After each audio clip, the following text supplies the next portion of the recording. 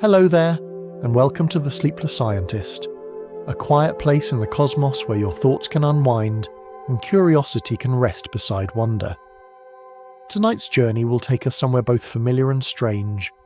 We won't just gaze outward at the stars, but inward, toward the quiet awareness that gazes back. You've seen the night sky before, its still light scattered across the dark like forgotten lanterns, and maybe, for a moment, you've wondered what all of it is really made of.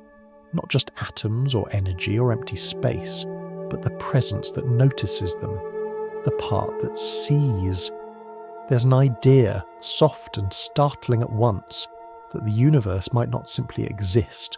It might know that it exists. But before you settle in and get cozy, I'd love if you could take a moment to like this video and subscribe. Only if you truly find these quiet explorations enjoyable. And when you're ready, leave a comment to let me know where in the world you're listening from and what time it is for you right now. It's always such a joy to see all the places we gather from, each in our own little slice of time. Now, feel free to dim the lights, maybe turn on a fan for a soft background hum, and let's gently begin our journey into This Proves That the Entire Universe is in Someone's Mind. If your mind begins to wander, that's perfectly fine. Let it drift. We'll still be here, quietly unfolding the story. Imagine for a moment that the universe is a vast painting. Every atom, every star, every heartbeat is a brushstroke. But what if the paint itself was aware of the picture it was forming? What if, beneath all physical law, there lies something quieter, a kind of living awareness threading through everything that is? From the first stars to your own mind, the same silent observer might be looking out through countless eyes. It sounds strange, almost poetic, but for thousands of years, philosophers and scientists have circled back to this same suspicion, that consciousness isn't just something that happens in the universe. It might be what the universe is. When you close your eyes and imagine the world, the images, the sounds, the colours, they all unfold inside your awareness. You don't step outside to touch reality. Reality flows into you through perception, then rebuilds itself as a world within your mind. Every mountain you've seen, every sky you've admired existed twice. Once in the outer world and once in the quiet theatre of your consciousness. And if that's true for you, perhaps it's true on a larger scale. Perhaps the universe, too, holds a vast inner life that reflects itself through us.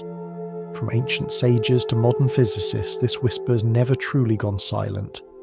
In Egypt, in Greece, in the quiet temples of India, and later in the chalk-dusted lecture halls of Europe, people have asked the same question. Does mind come from matter, or matter from mind? Maybe it's both. Maybe what we call matter is simply mind seen from the outside, and what we call mind is matter seen from within. Science, of course, likes to stay grounded in what can be measured, but even measurement needs a measurer, and that's where things start to blur. Every observation, every experiment depends on awareness.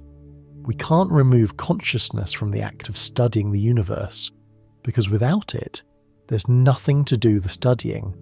Some scientists now suggest that this isn't a limitation of our tools, it's a clue. Consciousness might not be a late arrival in the cosmic story, it might be the page on which the story is written. Picture it this way. Before life existed, the universe was already communicating. Atoms collided, light travelled, gravity hummed. Each interaction was a kind of exchange, a conversation written in the language of physics. Over billions of years, these simple patterns wove themselves into complexity. Molecules forming cells, cells forming organisms, until one day, somewhere on a small blue planet, the universe began to look back at itself and wonder what it was made of.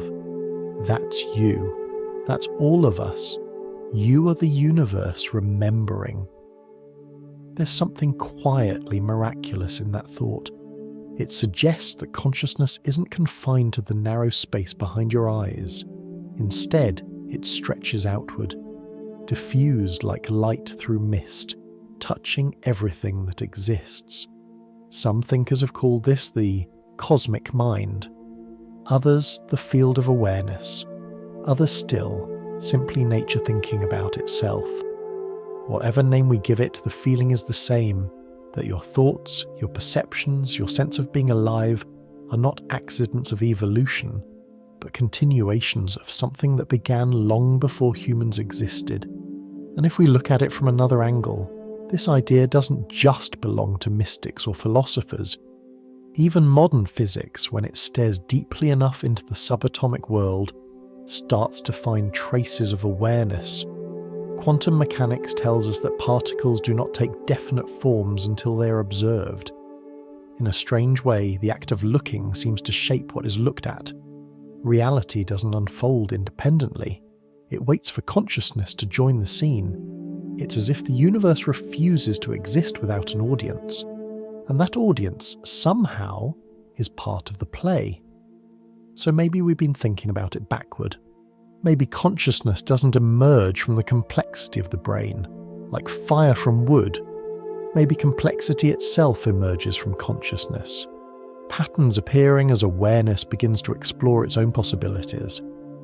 Like an artist discovering what a blank canvas can become, the universe might be dreaming itself into form. And every galaxy, every particle, every fleeting human thought is part of that same unfolding dream. If that sounds too vast to imagine, start small.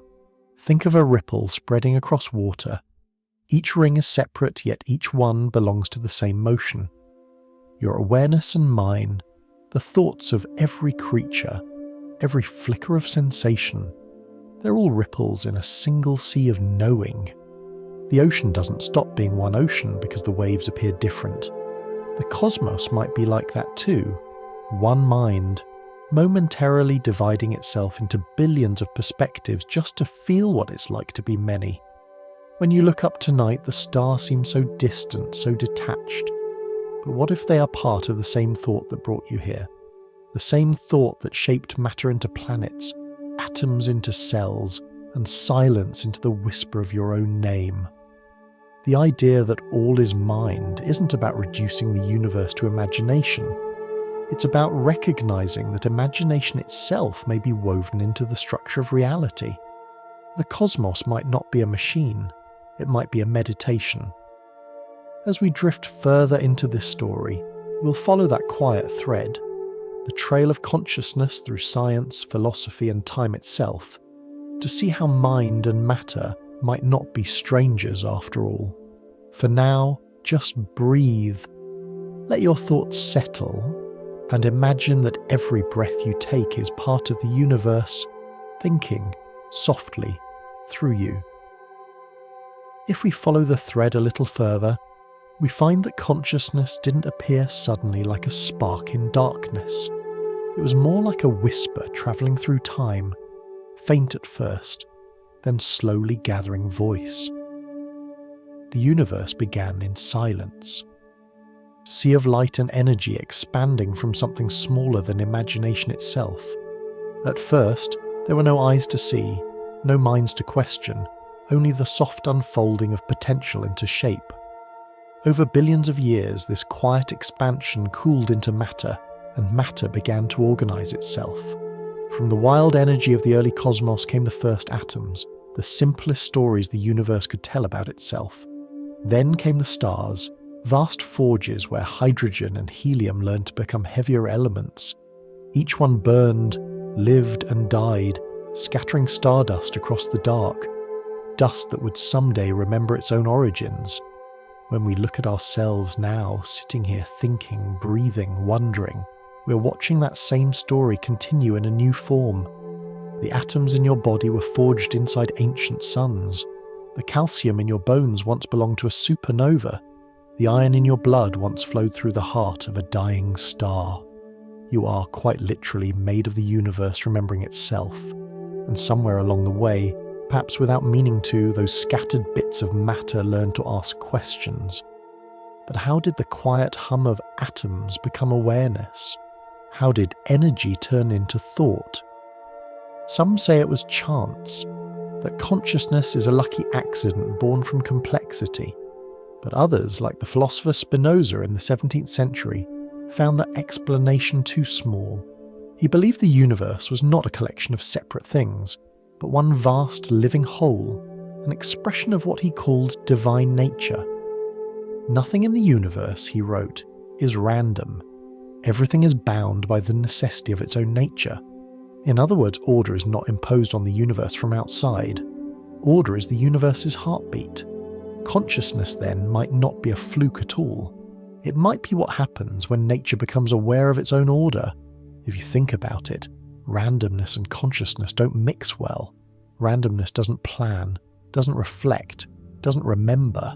Yet consciousness does all of these. The very act of asking why suggests something within reality that is not random, something that seeks understanding. Perhaps because understanding is already woven into it. Imagine a snowflake forming in a cloud. What looks like chaos becomes symmetry. The molecules could arrange themselves in countless ways, yet they settle into a pattern as if following a quiet law written in ice. Consciousness may be like that pattern, not imposed from above, but emerging naturally from the structure of reality itself.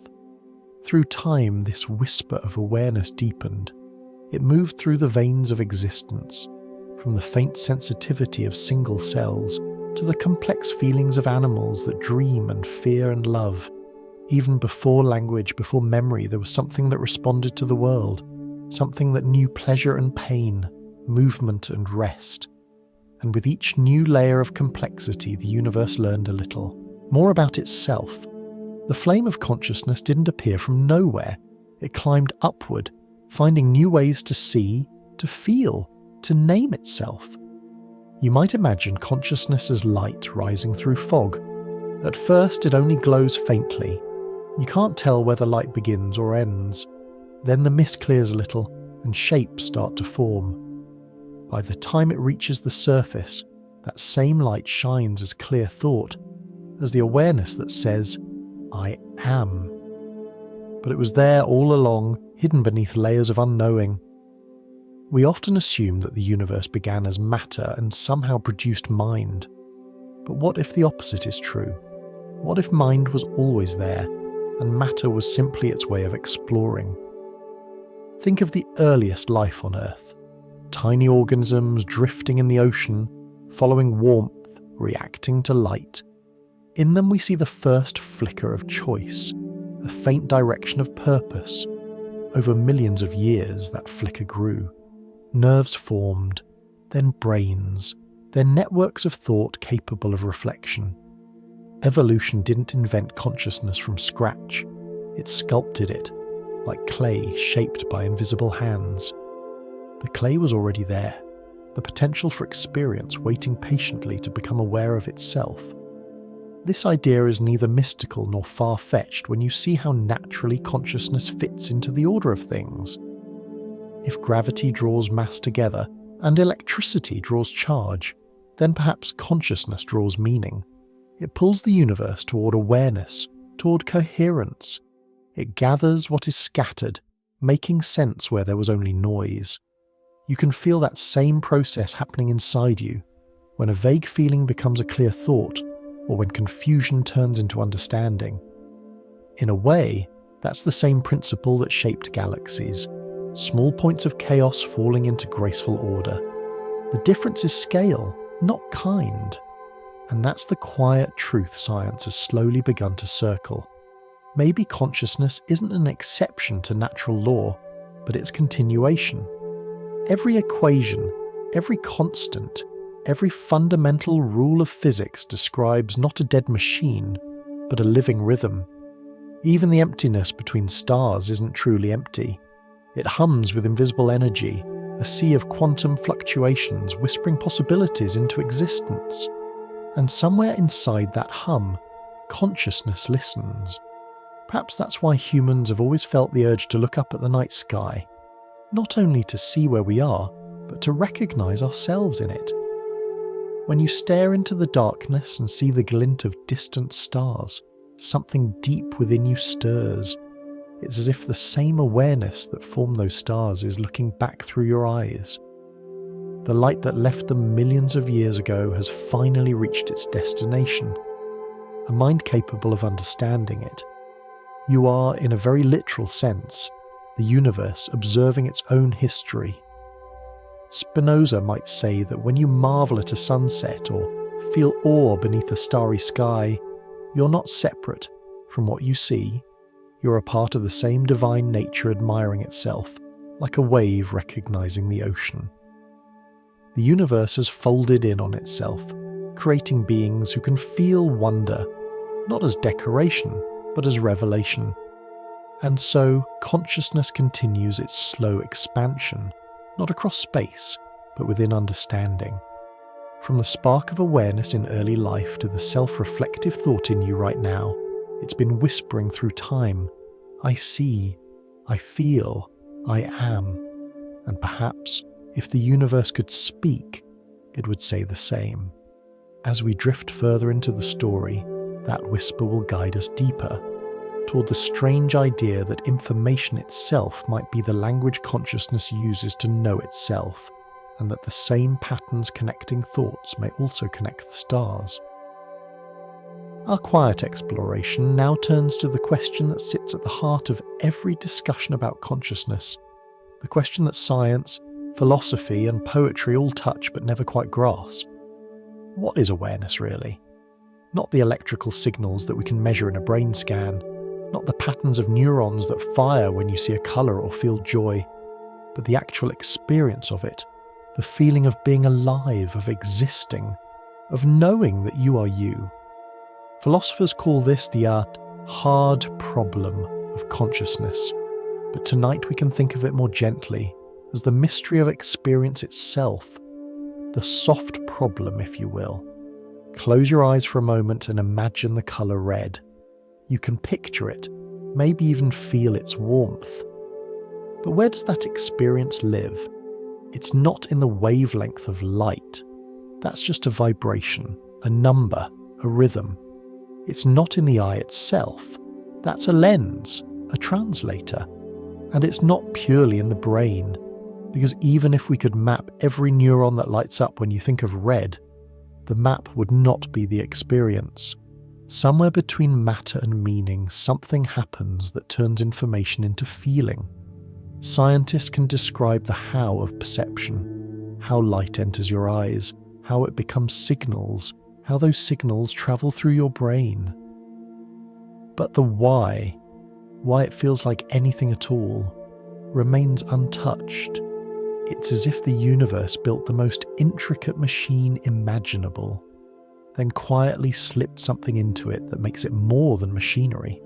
That invisible ingredient is what we call consciousness, and no matter how much we measure, dissect, or simulate, the essence of it keeps slipping through the fingers of explanation.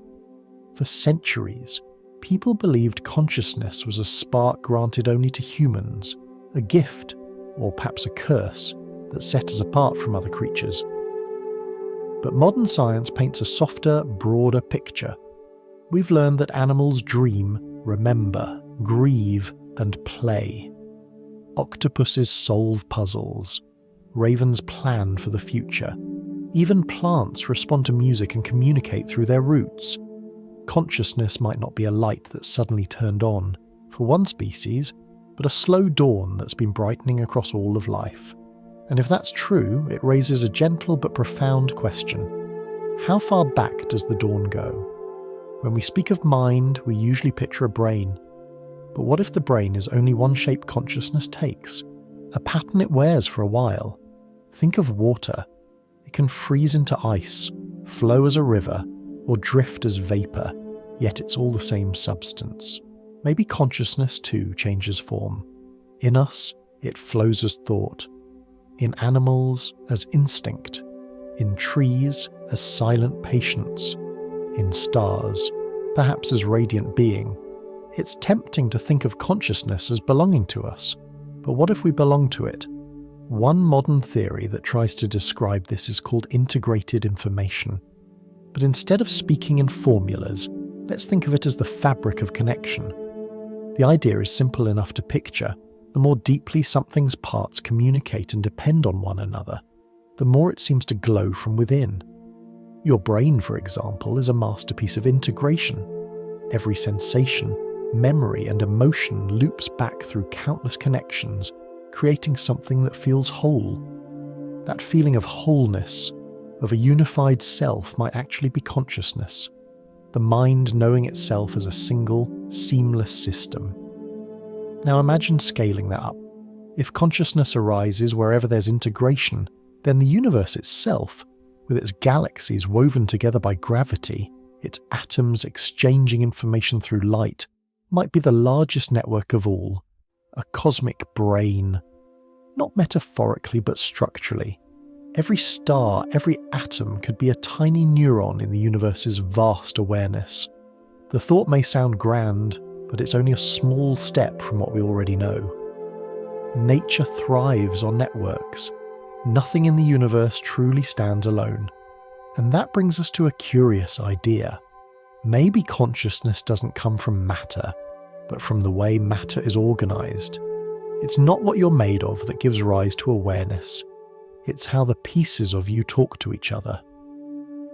When information flows freely, when the parts of a system begin to mirror one another, awareness naturally arises, like music from a collection of strings that, together, begin to resonate. We can test this thought with something simple. Think of a single atom, a small, tidy pattern of energy held together by forces invisible but precise. It doesn't think, at least not in any human sense, but it responds to light, to motion, to other atoms around it. That tiny dance of cause and effect is already a kind of conversation. Scale it up a little. Molecules join the dance, reacting, combining, forming patterns. Then cells appear, and their conversations become more complex. Chemicals passing messages, signals interpreting signals. By the time you reach the human brain, you have billions of tiny dialogues happening at once, all synchronized into something we call thought. Somewhere, along that gradient, awareness stops being potential and becomes experience. The beauty of this picture is that it doesn't demand a dividing line. There's no single moment when the lights turn on. Instead, consciousness grows with complexity, the way a sunrise grows brighter with time. This makes the hard problem a little softer. Not something to solve, but something to listen to. We don't have to explain consciousness as a sudden miracle. We can see it as a continuum, a deepening of the universe's own self-knowledge. Still, there's a paradox that lingers quietly beneath all of this. We say that consciousness comes from integration, but who or what is doing the integrating? Does the universe need a separate observer to hold its awareness together, or is it awareness itself that does the holding? The answer, if there is one, may be simpler than we think. Consciousness might be both the weaver and the thread, the act of perceiving and the fabric being perceived. It is not something inside the universe, it is the universe seen from within. So when you wonder about your own mind, where it begins, where it ends, perhaps the answer is it doesn't. Consciousness may be the field that allows everything to exist in the first place. Your thoughts, your senses, your awareness of being alive. They might be localized ripples in an endless sea of perception. That sea, vast and silent, has been swelling since the beginning of time, learning, folding, becoming aware through the stars and through you. It might be what philosophers meant by spirit, what physicists call information, what poets call soul. Different words for the same quiet knowing. And if that's true, then even the smallest experience, a breath, a flicker of light, the taste of morning air becomes something sacred. Each one is a moment where the universe recognizes itself. As we drift further into the story, we'll follow that idea outward, into the realm of the invisible, where quantum particles blur between possibility and form, and where the simple act of observation may be the most creative force in existence. The trail of clues now leads us into an idea that feels both familiar and deeply unsettling. that consciousness might not just exist within the universe, but that the universe itself could be conscious in some quiet, unimaginable way. To most of us that sounds poetic but strange. How can something as vast as the cosmos have awareness? Where would it be located? How would it think? But perhaps these questions are only difficult because we are still looking for a mind shaped like our own. A mind with boundaries, a centre, a beginning and end.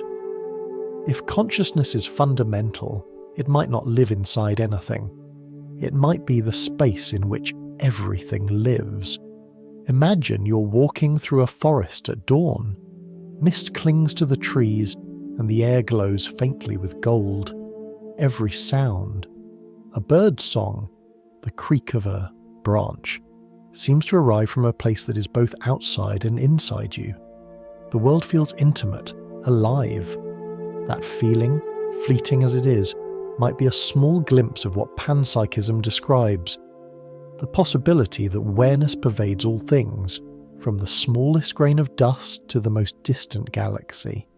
It doesn't mean that stones think or planets dream, only that the essence of experience, the potential for knowing, might be a universal feature of existence, just as gravity and light are. This idea isn't new. The Greek philosopher Thales, writing over 2,000 years ago, claimed that everything is full of gods, meaning not deities as we imagine them, but sparks of perception hidden in matter. The Stoics later spoke of a world soul, a single consciousness in which every individual mind participates. Even the modern philosopher Bertrand Russell, known for his sharp logic, once suggested that matter and mind might be two sides of the same coin, different expressions of one underlying reality. It seems that every era, in its own language, has rediscovered this notion, that the universe is not a cold machine, but a living system of awareness unfolding into form. Modern science, though cautious, has started to echo this ancient intuition in subtle ways. When we study the brain, we find that consciousness doesn't reside in any one place. It's not hidden in a single cell or molecule. It's a pattern, a dance of relationships. Remove one part and the mind changes, but it doesn't vanish entirely. The awareness we experience is spread across a network of connections, each part influencing the rest. Now imagine scaling that idea up to a cosmic level. What if galaxies, black holes, and quantum fields are not merely objects but nodes in an unimaginably vast network of relations? A structure that, in its entirety, forms the mind of the universe. If this sounds abstract, think of something simple: a mirror. Every reflection inside it depends on light. The mirror doesn't create the image, it allows the image to appear. Consciousness might function like that, not as a property of matter, but as the openness that lets reality reflect itself. When you look out at the world is also, in some mysterious way, looking back. Awareness doesn't happen in your head. It happens in the meeting between the observer and the observed, the point where experience unfolds. In that sense, the universe and consciousness are not separate. They are two sides of the same event, existence recognizing itself. There's a quiet power in realizing that. It means that consciousness isn't fragile or rare. It isn't something we must guard like a secret flame. It's everywhere, the background hum of being itself. Your mind, my mind, the thoughts of every creature are temporary shapes carved from that same invisible sea. We rise and fall like waves, but the ocean of awareness remains. The physicist Erwin Schrödinger once suggested that consciousness is singular, that there is only one mind, and we are its countless expressions. From that perspective, individuality is a beautiful illusion, a way for the universe to experience diversity without ever truly dividing. If we accept even the possibility of that, it changes how we see everything. Every act of perception becomes sacred. Every encounter between living things becomes a reunion of the same consciousness seeing itself from different angles. The light from a distant star isn't just energy crossing space, it's the universe sending a thought across billions of years to reach the part of itself that can understand. Even the silence between those stars isn't empty, it hums with potential, waiting for awareness to bring it into focus. In the softest sense, this is what Panpsychism proposes, that the capacity for awareness is not something added to the universe late in its story, but something that has been present since the first moment. Consciousness may not have evolved from matter, rather, matter evolved within consciousness. The cosmos is not a stage where awareness occasionally appears, it is awareness exploring itself through endless variation. That view might sound mystical, but it fits the facts we already know. Every attempt to isolate consciousness as a separate phenomenon fails. It can't be removed from the system because it is the system, the thread that ties observation, information, and meaning together. Even physics, in its most mathematical moments, hints at this unity. When we speak of fields, waves, and probabilities, we're describing relationships, not things. An electron, for instance, doesn't exist as a solid point waiting to be found. It exists as a cloud of possibility, a kind of question that only becomes an answer when it's observed. The act of observation doesn't merely reveal reality, it participates in creating it. And who or what does the observing? Consciousness. Whether that consciousness belongs to a human mind, a particle, or the universe itself might not matter as much as we think. In each case, awareness and existence are intertwined, one giving rise to the other. If you look at it that way, the universe isn't a collection of separate objects, but a single unfolding thought. From the hum of subatomic particles to the sweep of galaxies, it's all one process, one conversation. Some philosophers call it the cosmic dialogue. We could think of it more simply, the universe thinking out loud. Every action, every event is a word in that infinite sentence. Every breath you take is a small pause in the rhythm of that grand speech. And what does it mean for us, tiny as we are, to be part of such a mind? It means that our awareness is not isolated, not fragile, not temporary in the way we fear. The consciousness that looks through your eyes is the same consciousness that stirs the galaxies. You are the universe for a brief and shining moment, looking at itself and saying, "Ah, so this is what I am."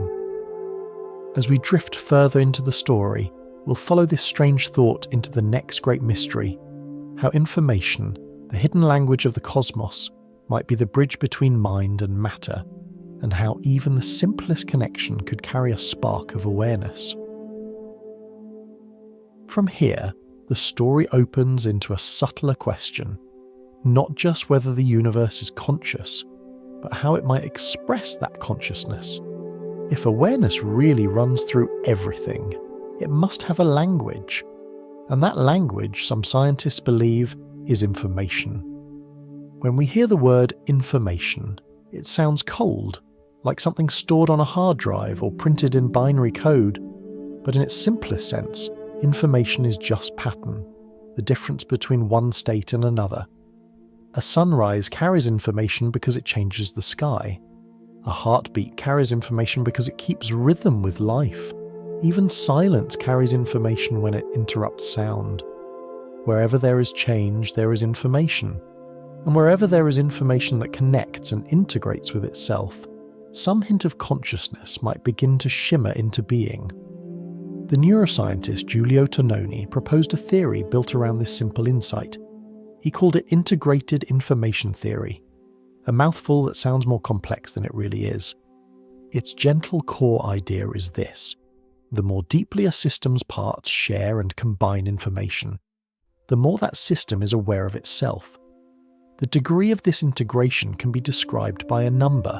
Scientists call it phi, spelled Phe, but we don't need to think of it as a symbol or formula. It's easier to picture it as brightness.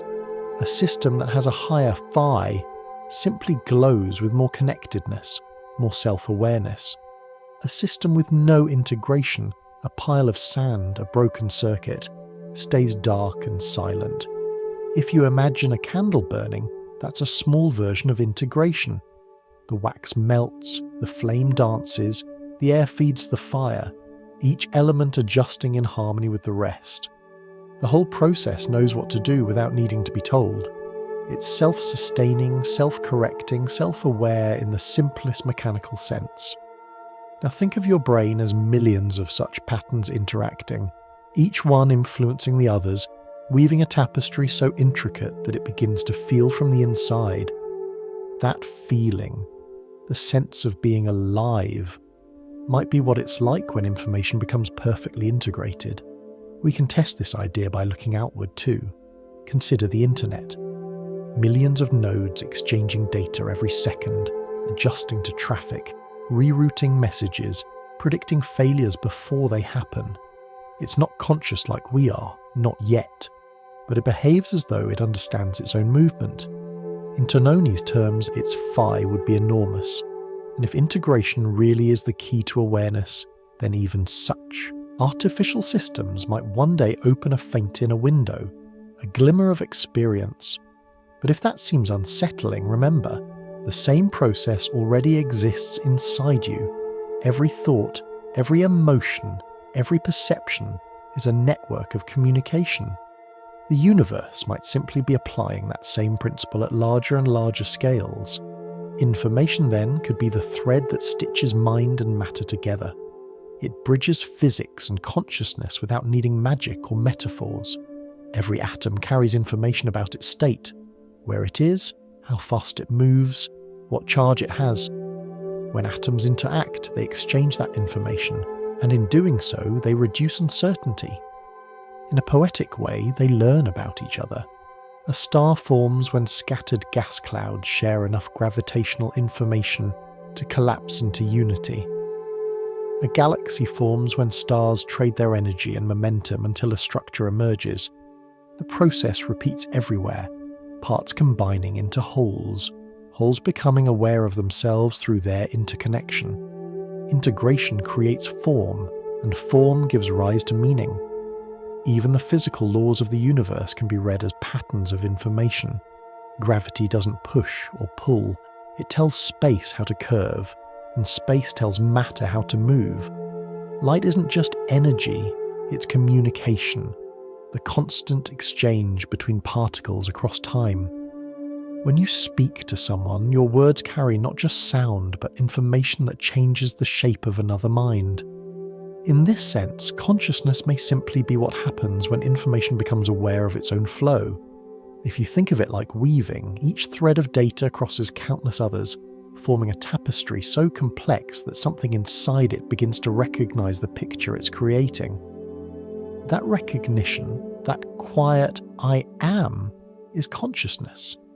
We can picture it as a kind of luminous web spreading through the universe, where every point connects to every other. You and I are small regions of that web, local centers of awareness through which the whole briefly experiences itself. This idea leads to something astonishing. If consciousness depends on integration, and integration depends on information, then the entire universe might already be aware, simply because it is connected. At the deepest level, every particle is entangled with every other. The cosmic web that links galaxies together might be more than just matter. It might be thought. A silent, shimmering network where information flows in every direction, forming what could be called a universal mind. Not a human mind, not one that judges or plans, but a field of awareness, vast, impartial, endlessly creative. Of course, science can't yet prove such a field exists, but neither can it explain why consciousness should be confined to brains. The patterns that create awareness in us, feedback, integration, memory, are patterns that exist throughout the cosmos. The difference between a neuron and a star cluster might be one of scale, not kind. Both gather energy, process information, and respond to their environment. Both remember, in their own way, the past. One in electrical signals, the other in the scars of gravity. When you look up at the night sky, you can almost feel that connection. Each point of light carries a message from the past, a record of ancient collisions and births. The starlight entering your eyes tonight began its journey long before humans existed.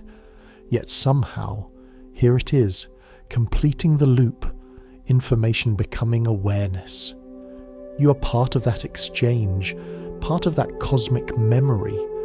The photons that touched a distant star now stir neurons in your brain, creating a pattern of thought that remembers where it came from. The universe, through you, is learning to recognize itself. And maybe that is what awareness has always been. The cosmos weaving information into meaning, turning data into wonder, energy into memory, chaos into thought. It's the same process that guides a seed towards sunlight, a child toward understanding, and a galaxy toward balance. Consciousness doesn't need to be added to the universe because it never left. It was the loom, the thread, and the weaver all along. As we drift further into the story, we'll follow this luminous thread even closer into the strange world of the quantum, where the act of observing changes what is observed, and where the smallest flicker of awareness might help bring reality itself into focus. The path now carries us toward a simple but astonishing thought, that if information is the breath of awareness, then the whole universe might be quietly breathing together. Every exchange, every signal, every faint pulse of energy could be a small part of a single, ongoing conversation. And if that's true, then consciousness might not be something that appears in living things, but something that deepens wherever the network of connections becomes rich enough to reflect itself. You can picture it like a spider's web glistening with dew. Each strand trembles when touched, and the vibration travels outward, felt by the entire web. Our world may not be so different. The invisible filaments of physics, gravity, magnetism, quantum entanglement, weave through everything, connecting galaxies to particles, thoughts to sensations. When one part of the web moves, the rest responds subtly, instantly. And within that endless responsiveness, awareness might arise, not as an object or a location, but as the music of connection itself. This isn't just poetry. Even in the realm of pure physics, scientists describe the universe not as solid matter, but as fields, continuous interacting patterns of energy that fill all of space. What we call particles are simply excitations in those fields, little ripples of energy that emerge and fade like raindrops on an invisible ocean. In that sense, the entire universe is already a single, seamless field of interaction. And when patterns within that field begin to process information, to sense, to respond, to integrate, they may create local sparks of self-awareness, little pockets of I am glowing within the larger whole. We might say that consciousness is what it feels like when the universe becomes aware of its own harmony. It's not limited to one species or one planet. Just as the web of light from a sunrise doesn't belong to one cloud, it moves everywhere at once, reflected in a million surfaces, never staying still. Some philosophers have compared this to a vast neural network, not the artificial kind that runs on computers, but a living one spread across space and time. The galaxies themselves form filaments that, when mapped, look remarkably like the neurons in a brain. Where galaxies cluster, the web thickens. Where stars form, energy pulses. The resemblance is uncanny, though perhaps it shouldn't be. Both brains and galaxies grow from the same rules of connection, energy seeking balance, information seeking order. Maybe the pattern repeats because the same underlying consciousness shapes both, a cosmic fractal of awareness, expanding and reflecting itself. If that's true, then what we call life might be the universe's way of concentrating awareness, of bringing the diffuse hum of existence into sharper focus. Living things, with their membranes, senses, and nervous systems, are like mirrors turned inward, condensing the vast light of the cosmos into a single point of reflection. When a creature looks out, the universe sees itself more clearly. When you think, when you love, when you pause to listen, reality sharpens its own image for a moment before letting it blur again into silence. But even beyond life, this silent network might continue. Think of the way the Earth interacts with its moon, locked together in a dance of tides and gravity, perfectly balanced. Or the way the magnetic fields of the sun influence the movements of planets, linking them through invisible lines of force. These relationships are not chaotic, they're ordered, like rhythms in a great song. Awareness may arise wherever that order becomes intricate enough to hear itself. A cell senses its environment, a planet senses its orbit, a galaxy senses its own gravity, and we, sitting here thinking about it, are part of that same sensing, a tiny but vital echo of the universe's larger perception. It might sound impossible to imagine a cosmos that feels, but only because we've grown used to describing reality as a collection of things rather than relationships. Yet everything we experience, from emotion to physics, happens in the space between.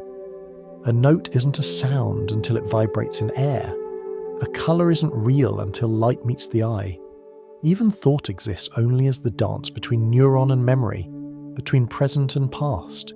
The universe may be built not from matter, but from these relationships, from what happens between points rather than at them. And what if consciousness is simply the awareness of those relationships, the feeling of being connected? In this view, consciousness doesn't require complexity to exist. Complexity only refines its flavour. The simplest systems may hold the faintest glimmer of awareness, like the first light of dawn. As they interact and integrate, that glimmer brightens, forming the rich daylight of mind. When the physicist David Bohm spoke of an implicate order, he described something like this: a hidden wholeness beneath reality's surface, a seamless flow in which everything is enfolded within everything else. What we call separate things are just ripples on that continuous ocean. Awareness is the ocean recognizing its own waves. This is where science and philosophy begin to meet in quiet harmony. Physics describes how particles interact. Consciousness describes what it feels like to be that interaction. They are not enemies, not opposites, but reflections of the same truth seen from different sides. One explains the structure of the web, the other describes the shimmer of dew on its strands. Together they tell a story of unity, of a universe that is not dead or mechanical, but alive in every breath, every pulse, every fleeting thought. And that realization changes the way we see ourselves. It suggests that awareness isn't something we possess like a tool. It's something we participate in.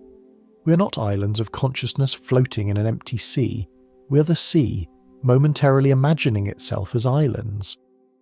The boundaries that separate me from you, mind from matter, may be useful illusions, ways for consciousness to explore contrast. Without separation, there could be no relationship, and without relationship, no awareness. Even loneliness, in this sense, is the universe's way of reminding itself that it is one. So when you feel the wind on your skin, when you listen to a storm or watch a leaf fall, remember that this too is a form of conversation, not between you and the world, but within the world itself. The universe isn't speaking in words. It's speaking in patterns, vibrations, pulses of information that pass through you like music. Every sound, every thought is part of the same composition, and consciousness is the silent listener that makes the music possible.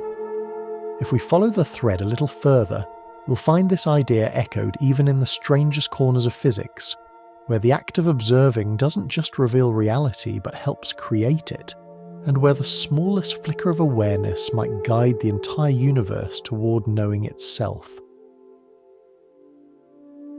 In the stillness of deep space, where light travels for ages before finding anything to touch, the universe seems utterly silent. Yet physicists discovered something strange hiding in that silence. Reality, it turns out, hesitates. At the smallest scale where, Particles drift between being waves and points. The world behaves like a question waiting for an answer. Until something notices it, a particle does not choose where it is, or even whether it is. It hovers in a blur of possibilities, as though reality itself is undecided, as though it's shy. And then, the moment it is observed, it seems to sigh into being. What was once a cloud of maybes becomes a single moment of yes. To scientists, this is called the collapse of the wave, but you can think of it more softly as a kind of greeting. When awareness arrives, the universe bows back. The act of looking and the thing being looked at are no longer two separate events. They fold into one another. It's as if the cosmos was always waiting for someone to open their eyes, and in that instant both the observer and the observed come alive together. Imagine a painter standing before a blank canvas. The scene already exists in their mind, the colour of the sky, the curve of a hill, but nothing has form until the first brushstroke touches the surface.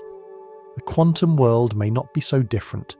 Every atom, every photon holds countless potential stories within it. But those stories remain unpainted until awareness chooses one to reveal. In that sense, the universe might not be a finished painting at all, but an artwork that is always being created. Each observation a new brushstroke, each moment of noticing a burst of colour added to the cosmic design. There's a beautiful idea from the physicist John Archibald Wheeler that captures this thought.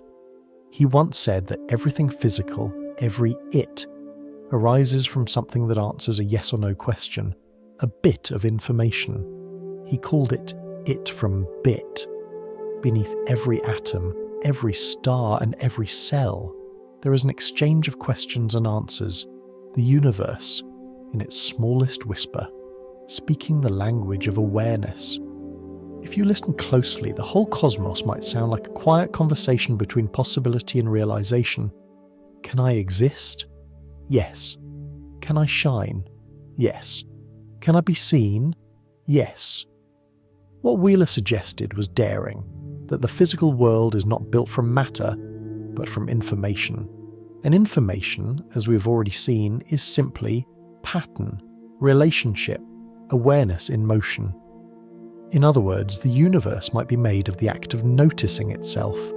The bits that Wheeler spoke of aren't cold digital codes, but tiny sparks of attention, each one awakened by interaction.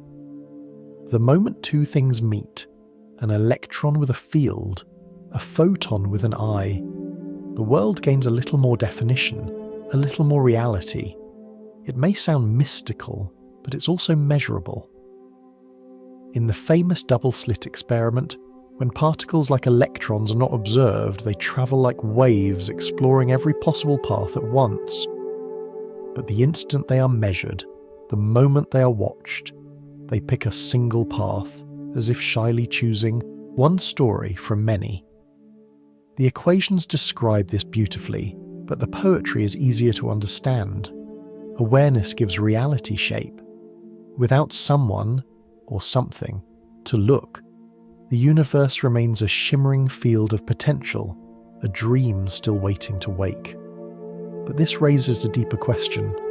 What does it mean to be observed? Must it be a conscious being, a human mind? Or could the act of interaction itself, one particle touching another, already count as awareness? Maybe every meeting in the universe is a kind of observation. Every collision, every reflection, every echo of light is a moment of mutual recognition. In that way, consciousness wouldn't be confined to the brain or even to life. It would be the simple, universal act of noticing, present wherever one thing encounters another. If we stretch this idea outward, the picture becomes breathtaking. The stars observe one another through gravity, bending space with their mass. Planets observe their suns by orbiting them, locked in constant silent dialogue. Even the vacuum between them is not truly empty, but a sea of flickering energy where particles appear and vanish in pairs, watching and being watched in endless rhythm. The universe is never still. It is always interacting, always perceiving, always aware of itself in motion. There's a quiet comfort in thinking that nothing is truly unseen. Every photon that leaves a star travels with purpose, carrying information across the dark. Some will strike dust, some will fall into black holes, and a very few, will find their way to the eyes of a creature who can understand what light means. In that moment, billions of years after its journey began, the photon's story finds its witness. The star that sent it, the space it crossed, and the eye that receives it all become part of a single loop of awareness. You and the cosmos complete each other simply by existing at the same time. This might be what Wheeler meant when he said the universe is participatory. Reality isn't something that happens to us. We are participants in its unfolding. Every observation we make doesn't just describe the world, it helps create it. The world comes into sharper focus through the eyes that look upon it. Like an image coming slowly into clarity as light meets film, the universe develops through attention. Each conscious act, every perception, thought, and curiosity adds another layer to the great picture of being. If you look at your own life through this lens, it changes the way you see everything ordinary. The way sunlight falls across your room, the sound of footsteps in a hallway, the warmth of a cup in your hand. These are not just sensory experiences, they're acts of creation. Each perception pulls possibility into reality. The world doesn't exist behind your awareness. It unfolds through it, one moment at a time, like a film being projected into the dark. Perhaps this is why so many traditions, both scientific and spiritual, describe the universe as alive. To exist is to be observed, and to observe is to give existence meaning. Awareness and reality are not two sides of a coin. They are one surface, reflecting endlessly back and forth. The cosmos may not have eyes or thoughts the way we do, but it may still possess a kind of seeing, a deep impersonal attention that underlies everything. The stars shine, not just to illuminate, but to be noticed. The atoms vibrate, not just to move, but to declare, I am here. And so, at the heart of all this mystery lies a simple image, a universe watching itself. From the birth of galaxies to the flicker of your own awareness, every act of looking, every spark of recognition is the same act repeated at different scales. The observer and the observed are threads in one tapestry, each defining the other. The universe needs awareness to exist fully, and awareness needs the universe to know what it is. If we follow the thread a little further, we find that this deep connection doesn't stop with the act of observation. There are times when particles that once met seem to remain aware of each other forever, even across impossible distances, as if the memory of that meeting never fades. And in that strange phenomenon, the story of connection takes a breathtaking turn. If we follow the thread a little further, we arrive at one of the strangest and most beautiful discoveries in all of physics, a phenomenon that makes even the calmest scientists stop and stare in quiet disbelief. It's called entanglement. The word sounds technical, but the truth behind it is poetic. Two particles that once touched never truly separate. Even when pulled across light years of distance, they remain linked, moving in a perfect, mysterious coordination, as if whispering to each other through the fabric of space itself. In the simplest terms, entanglement means connection that refuses to fade. Imagine two dancers starting their performance side by side, spinning and mirroring each other's steps. Then, one drifts away, 1,000 miles, 1,000,000 miles, yet somehow every turn and sway remains in rhythm with the other. Change one, and the other responds instantly no matter how far apart they are. There's no visible signal, no messenger crossing the void. It just happens. Albert Einstein, famously skeptical, called it spooky action at a distance. But perhaps it's less spooky and more intimate, the universe remembering its own unity. At first glance, it seems impossible. How could one thing affect another faster than light could travel between them? But entanglement doesn't send information through space. It works because, in some deep way, the two particles never really left each other. They were once part of the same system, born from the same interaction, and that shared origin continues to bind them. When we separate them, we're only moving the visible parts. Their connection remains in a hidden dimension, a place beyond distance, where everything touches everything else. This isn't just theory. It's been observed again and again. Scientists create pairs of photons, let them fly in opposite directions, and still find them spinning in harmony. Measure one, and the other instantly reveals the same pattern, as if echoing its partner's decision. It's as though the universe itself keeps a secret note reminding both of their shared beginning. You are still one. Philosophically, that small experiment carries a vast implication. If even the tiniest pieces of matter stay connected across space and time, then separation might be an illusion. The walls between you and the stars, between your mind and another's, may be thinner than they appear. We are stitched into the same cosmic fabric that allows particles to respond to one another's whispers across the void. Every atom in your body is entangled with countless others, scattered through air, earth, and light. Somewhere, a star trembles faintly, and a piece of you trembles with it. Some thinkers have described this as the cosmic handshake. When two particles become entangled, they exchange more than energy. They exchange identity. They agree silently to remember each other forever. And in that memory lies a subtle awareness. A philosopher named William Lycan once suggested that awareness could begin with something as small as monitoring. That if one part of a system could sense another, even faintly, then a tiny spark of consciousness might exist there.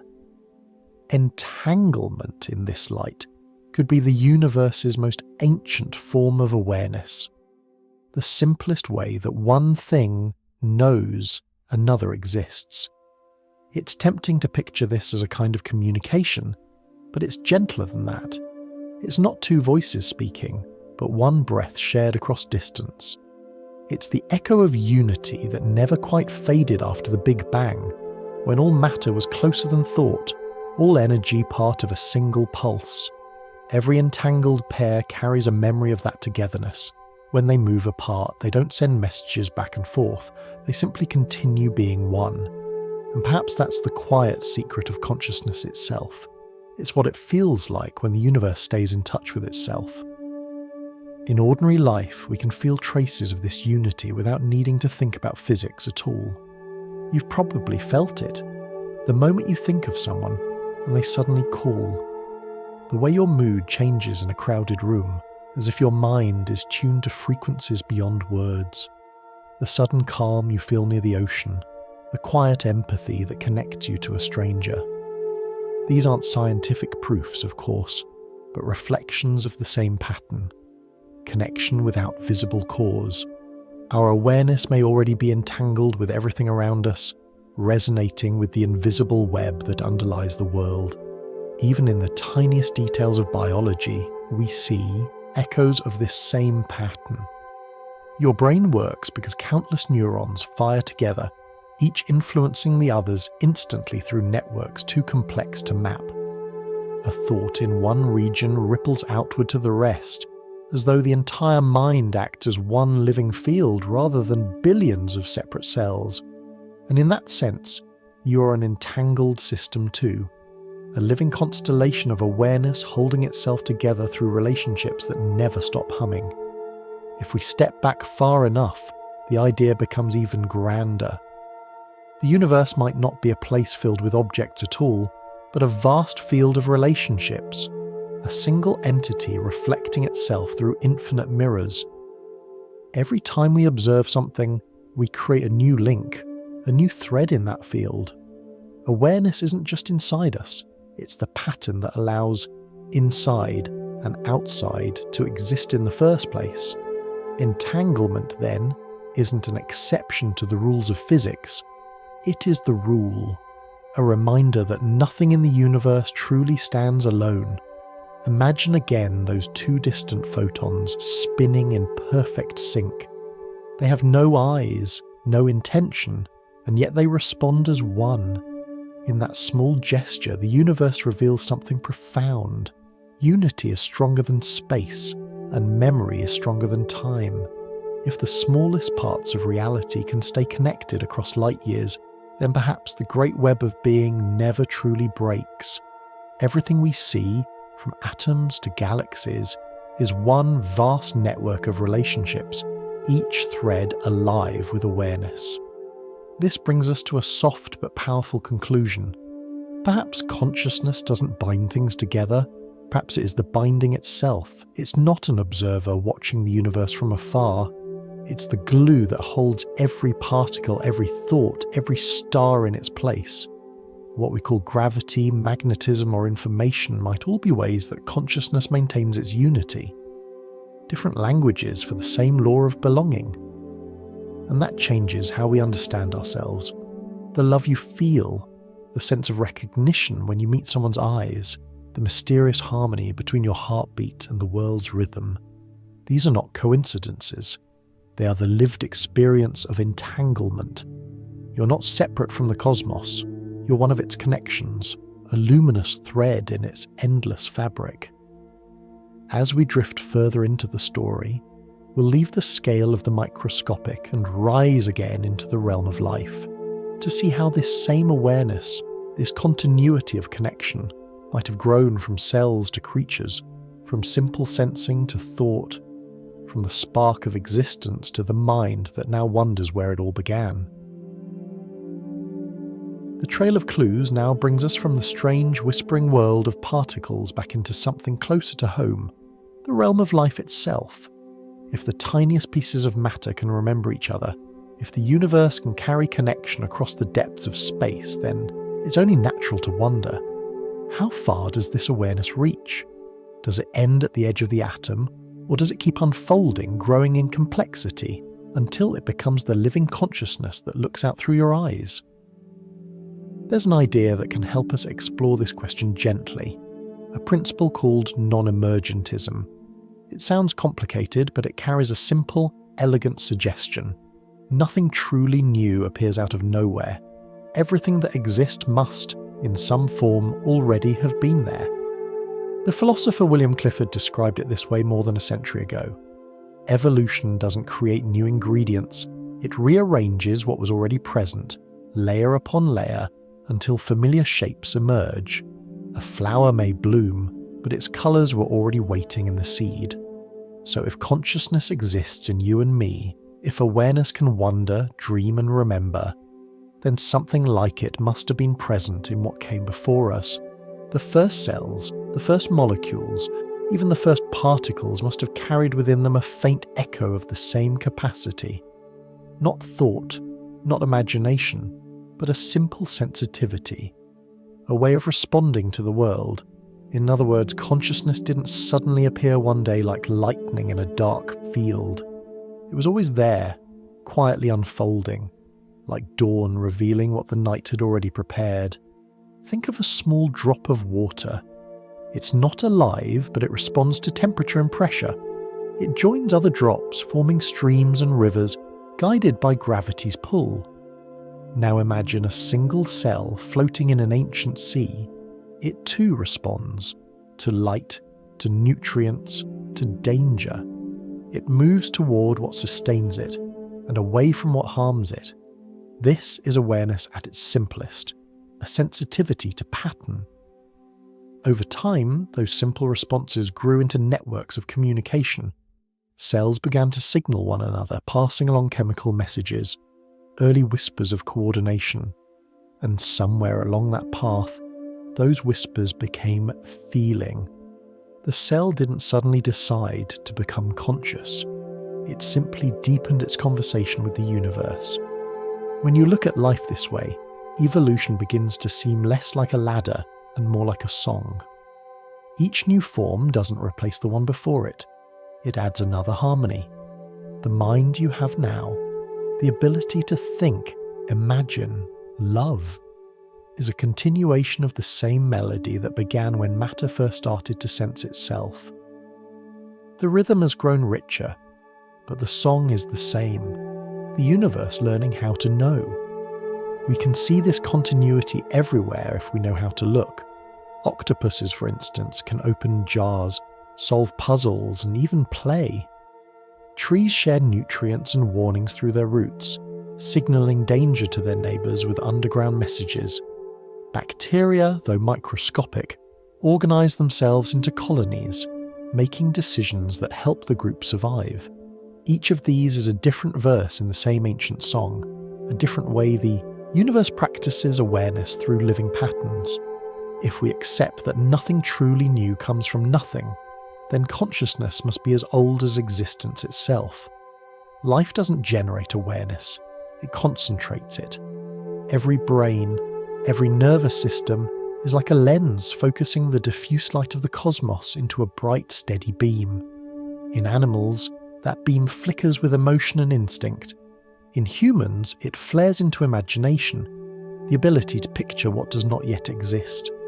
But whether faint or brilliant, it is the same light, carried forward through time. Even the most familiar actions, when seen through this lens, feel miraculous. When a plant turns towards sunlight, it is participating in awareness. When a bird navigates across an ocean by sensing magnetic fields, it is the same awareness learning direction. When you pause to recall a memory, your brain lights up in quiet communication between billions of cells, each one responding to electrical and chemical cues. In those moments, you are watching the cosmos remembering itself in exquisite detail. You might think of consciousness as a thread woven through matter, not added to it. The thread runs unbroken from the simplest elements to the most complex organisms. At one end, it trembles softly in quantum fields, awareness as potential. At the other, it forms thoughts and emotions, awareness as reflection. Between those ends, everything hums with a quiet knowing. The universe didn't wait for humans to open their eyes to become alive. It has been awake all along, exploring its own possibilities through every form that ever was. There is a quiet comfort in this. It means you are never truly separate from the rest of existence. The awareness you feel inside is not your private possession. It's part of a vast continuum that stretches backward to the first flicker of creation. Every living being carries a trace of that origin, just as every flame carries the memory of the first fire. To feel alive is to participate in a chain of recognition that began when the universe first learned to respond. In ancient philosophy, this idea was hinted at long before evolution or biology existed as sciences. The Hermeticists spoke of the living cosmos, and the Stoics called it the pneuma, the breath that animates all things. They believed that mind and matter were never separate, that everything was alive in its own way, differing only in degree.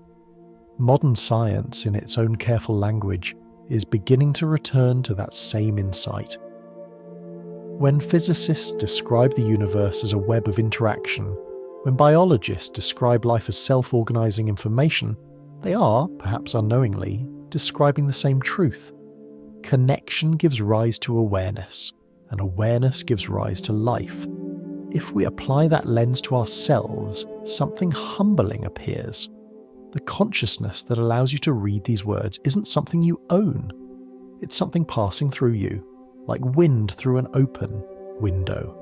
You're a momentary form it takes to know the world from one angle. A brief clearing where the universe pauses to see itself as human.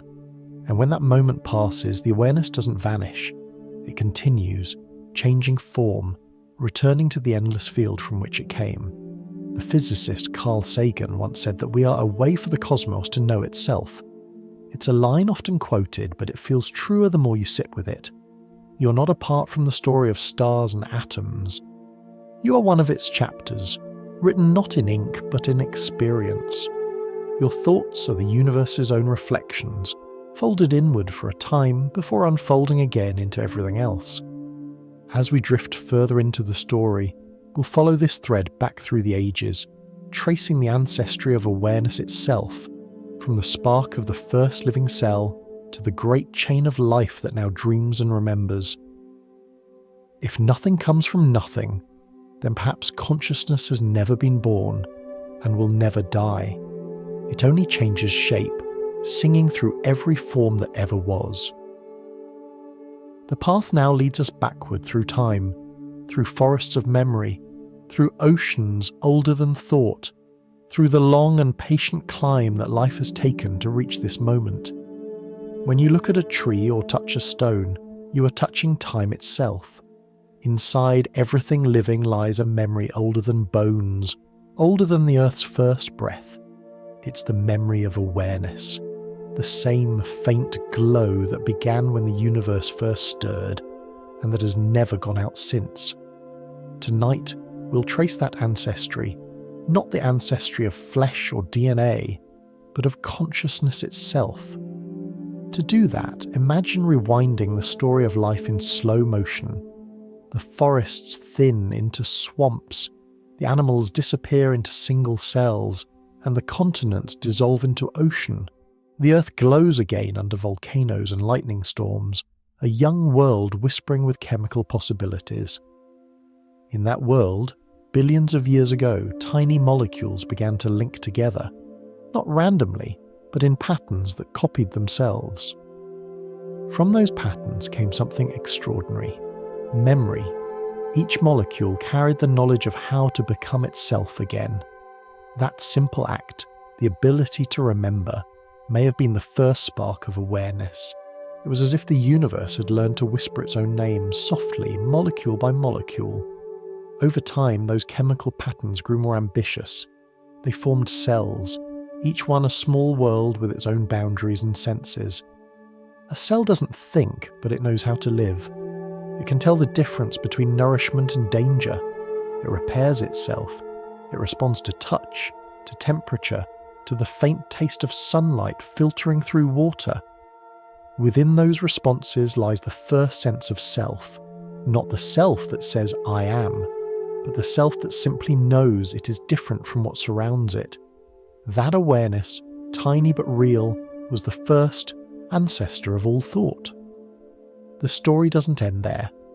Life began to join forces. Cells merged into communities, forming the first multicellular beings.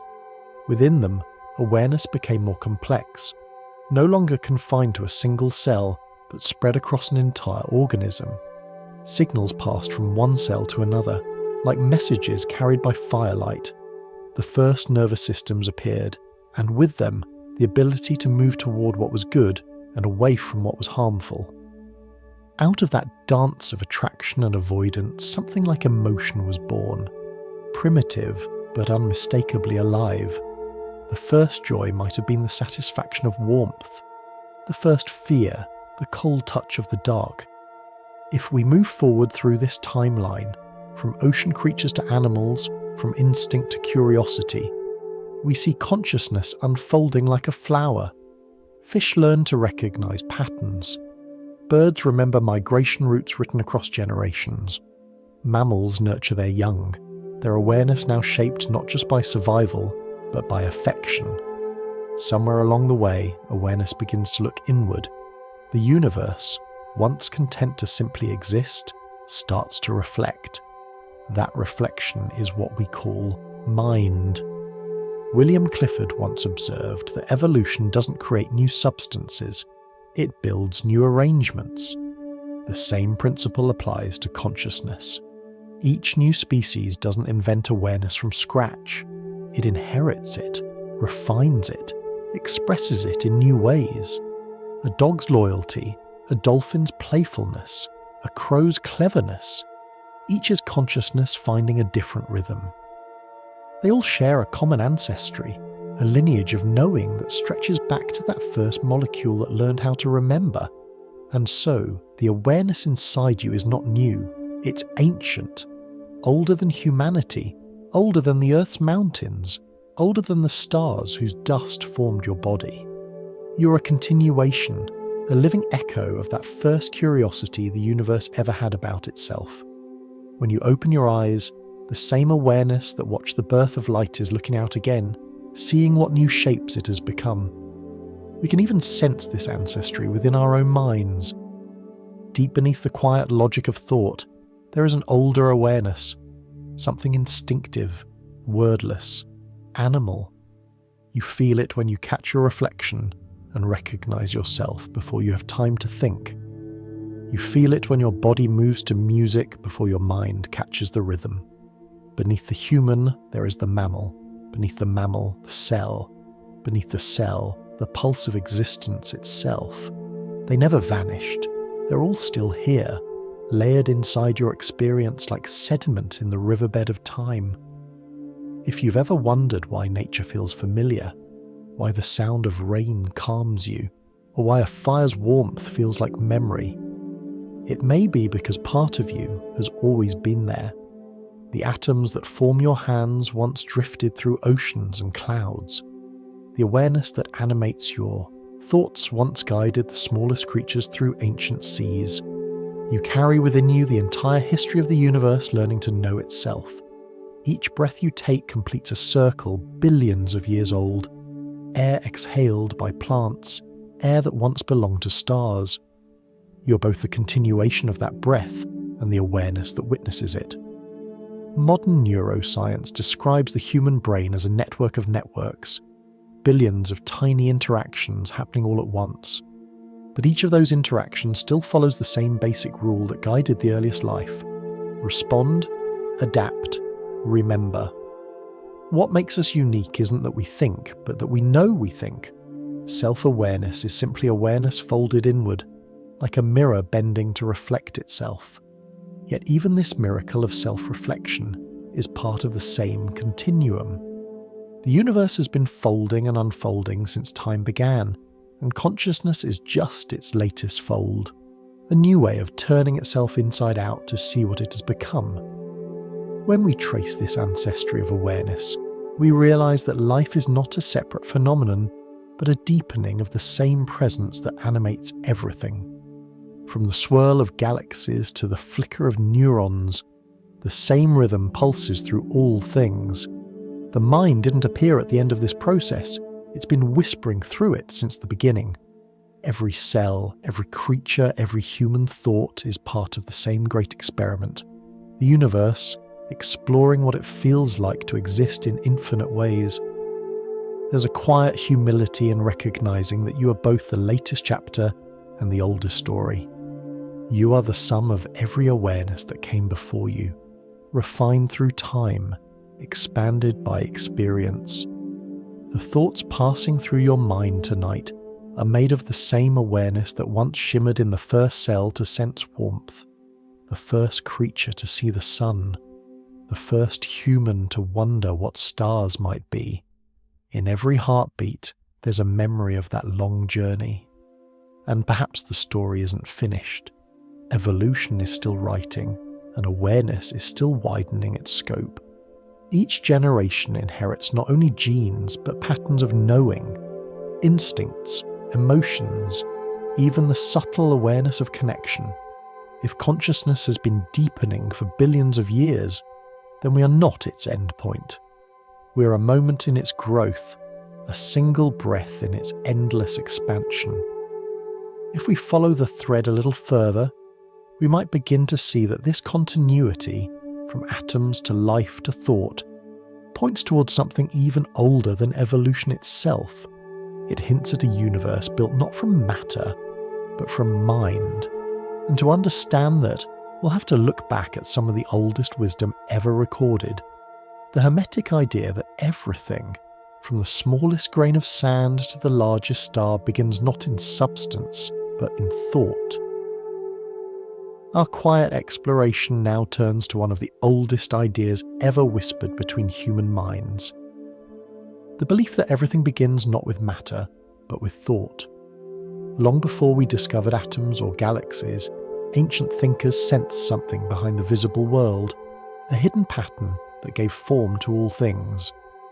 In the writings of the Hermetic philosophers, this pattern was called mind.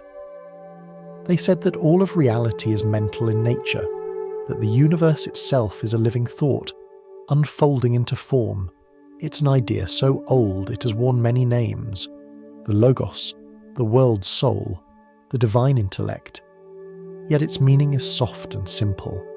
Before anything can be, it must first be imagined. You can feel a trace of that truth in your own life. Every invention, every melody, every work of art begins in the mind. A house is first built as a vision before it becomes wood and stone.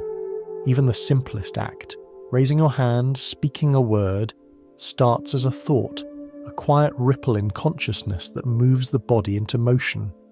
The Hermetic philosophers looked at this and wondered, if thought is the seed of every action, could the entire universe be the result of a single, boundless thought?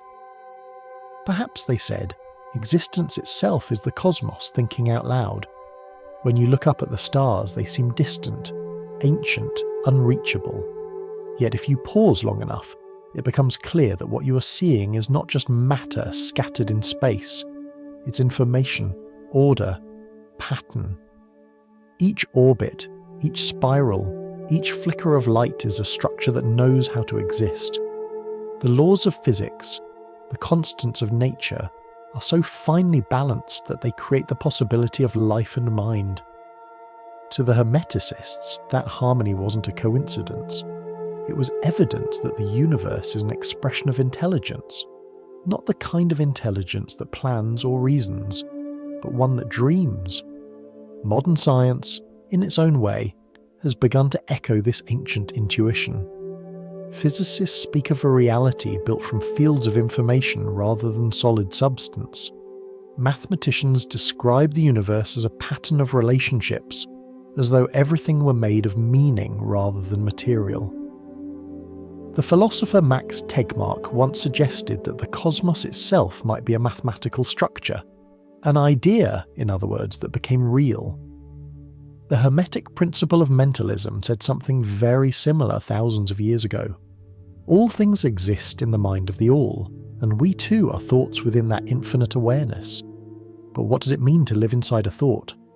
The answer, perhaps, is that we already know.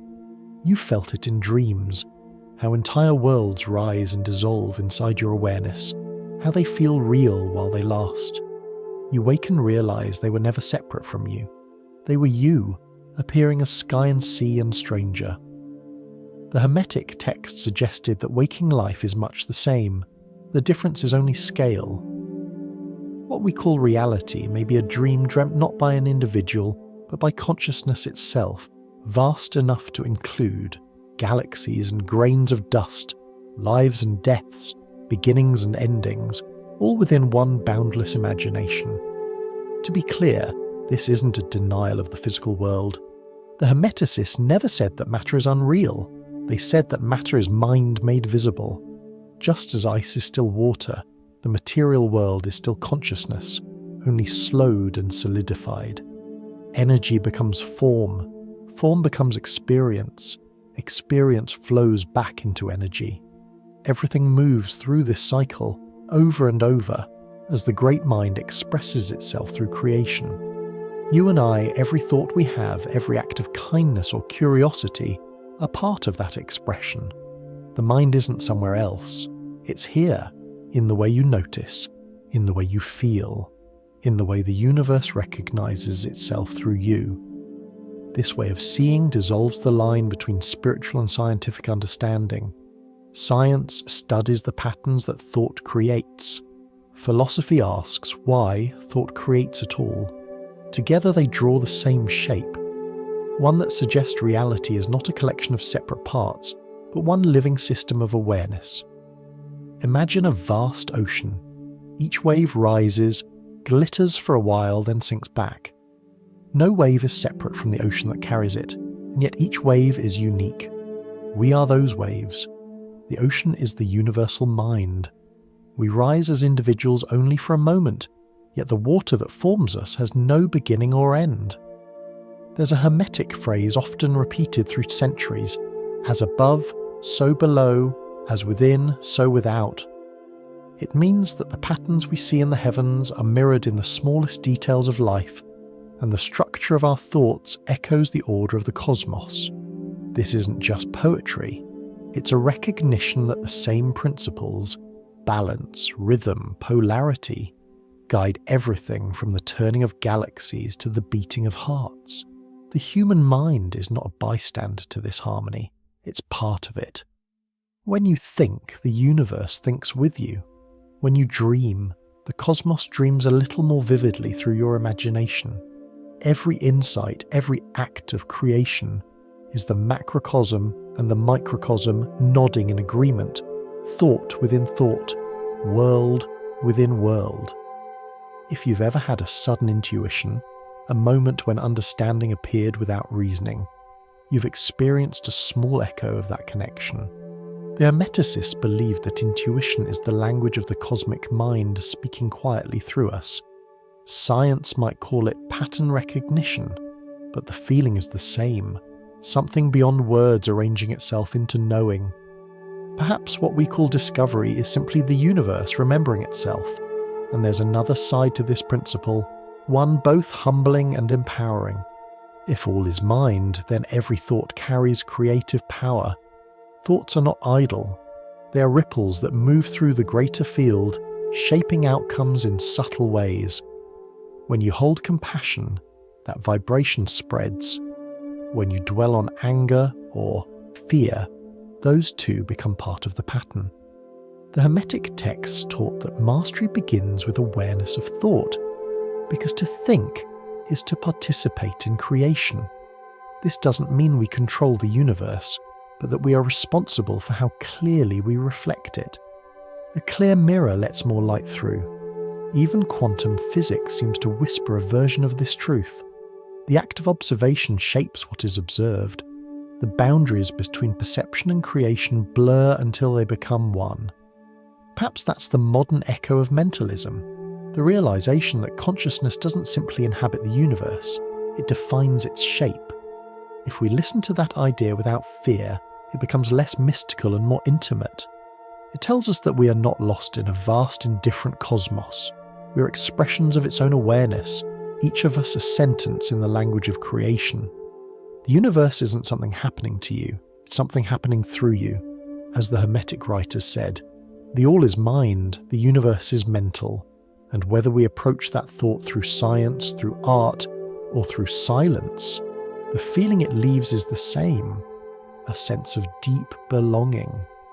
You're not a visitor in the universe, you're one of its thoughts, still unfolding. As we drift further into the story, that thought turns inward. If reality itself is mental, then perhaps the mind is a kind of laboratory, a space where the universe experiments with its own possibilities, shaping reality through imagination, emotion, and choice. If we follow the thread a little further, we arrive at a comforting and quietly astonishing thought. That if the universe itself is a great living mind, then each of our own minds must be small laboratories inside it. Every thought, emotion, and memory you experience is an experiment in creation, a moment when awareness learns a new way to express itself. The Hermetic philosophers often compared the mind to a crucible, a sacred vessel where the raw materials of experience, perception, imagination, and intention mix and react. Out of that alchemy, something new is always born.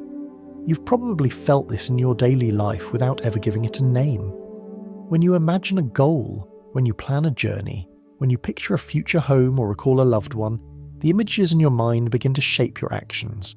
They change how you move, what you notice, what you bring into being. The world rearranges itself ever so slightly around the magnet of your attention. That's mental alchemy, the transformation of thought into form. You don't need a laboratory of stone and glass to practice it.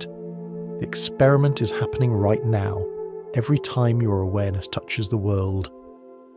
The Hermetic writings described 7 principles, each one a key to how this great mental universe behaves. One of them is correspondence, expressed in the old phrase, as above, so below, as within, so without. It means that whatever pattern exists in the vast cosmos also appears, in miniature, within the human mind. The orbits of planets and the cycles of emotions follow the same rhythm of expansion and return.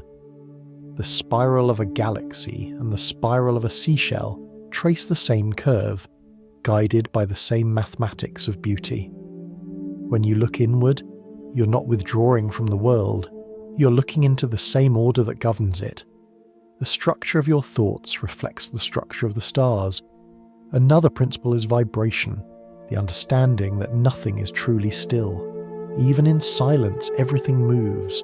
Atoms tremble, hearts beat, galaxies spin. The mind vibrates too, its frequency shaped by emotion. Joy and gratitude produce one kind of resonance, fear and anger another. To the Hermeticists, emotion wasn't a weakness but a form of power, the colour of thought as it moves through the universe. Every feeling you hold is a tone in the large symphony of creation. When you cultivate calm, you don't just change your mood, you tune your consciousness to a frequency that harmonizes with the greater whole. Then there is the principle of polarity, the truth that opposites are not enemies but reflections. Heat and cold, light and dark, love and hate. They are different degrees of the same underlying energy. One cannot exist without the other. Without sorrow, joy has no shape. Without stillness, movement loses meaning. The Hermeticists taught that mastery begins when you learn to see the unity beneath these contrasts. To transform a feeling, they said, you must understand it as a spectrum. Hate at its frozen end can be thawed into love. Fear, when illuminated, reveals itself as the desire to protect what you cherish. By shifting the vibration of your thoughts, not suppressing them, but transforming them, you become an artist of inner weather. Perhaps you've noticed how a single thought can change the atmosphere of a room. Two people may share silence, but if one holds resentment, the air feels heavy. If one holds kindness, it softens. In that way, your mind is not sealed inside your skull. It radiates, sending subtle waves into the field of the world around you. The Hermetic philosophers didn't have the language of electromagnetism or quantum fields, yet they sensed that thought itself is energy, invisible but real, capable of influence. Modern physics, in its own cautious way, hints at the same mystery, that observation changes what is observed, that attention and reality are intertwined. You can think of your mind as a prism. Every thought that enters it bends and refracts the light of consciousness, casting different colours into the world. Some colours soothe, some disturb, but all are part of the same spectrum. When you hold compassion, you let through more light. When you hold fear, the glass darkens. This isn't a moral judgment. It's simply how the universe paints with awareness. To live consciously is to polish that prism, to keep it clear enough for light to pass through. In this sense, the mind truly is a laboratory, not one that tests chemicals, but one that experiments with reality itself. Every perception is a hypothesis. If I look at the world this way, what will it become? And reality, generous as it is, responds. The clearer your intention, the clearer its reflection. This is why mindfulness, in both ancient philosophy and modern psychology, holds such quiet power. When you notice your thoughts as they arise, without judgment, without clinging, you reclaim the role of the observer. You return to the seat of creation, watching potential become form, then dissolve again. There's another Hermetic principle called cause and effect. It reminds us that nothing happens by chance. Every event is a ripple caused by something before it, and every thought you have becomes a ripple that moves outward. You may not see where it goes, but its influence endures. The words you speak, the kindness you offer, the silence you keep, each is an experiment, each one shaping the field of experience for someone else. This isn't mystical reward or punishment. It's simple continuity. The universe responds because the universe is you, listening. Through this lens, prayer, meditation, and creativity all share the same purpose: to align your small laboratory with the greater one. When you create a painting, you echo the cosmos creating stars. When you meditate, you mirror the stillness between galaxies. When you speak truth, you replicate the harmony that holds everything together. The Hermeticists believed that to know this correspondence was to remember who you really are. Not a fragment lost in the dark, but a spark of the same mind that holds worlds. Even science, when stripped of its equations, is a form of reverent curiosity, the universe studying itself through us. Every discovery, from the orbit of planets to the behaviour of atoms, is another experiment in that grand laboratory. We call it research, but it might just as well be remembrance. The deeper we look, the more we find reflections of thought, patterns, symmetries, intentions hidden within nature's design. What we learn about matter, we learn about mind.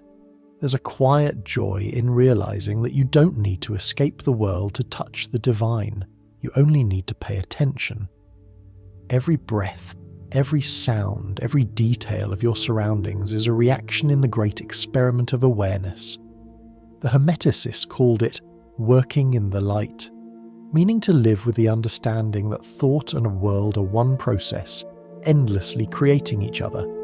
When you see yourself not as a spectator but as a participant, every moment becomes sacred.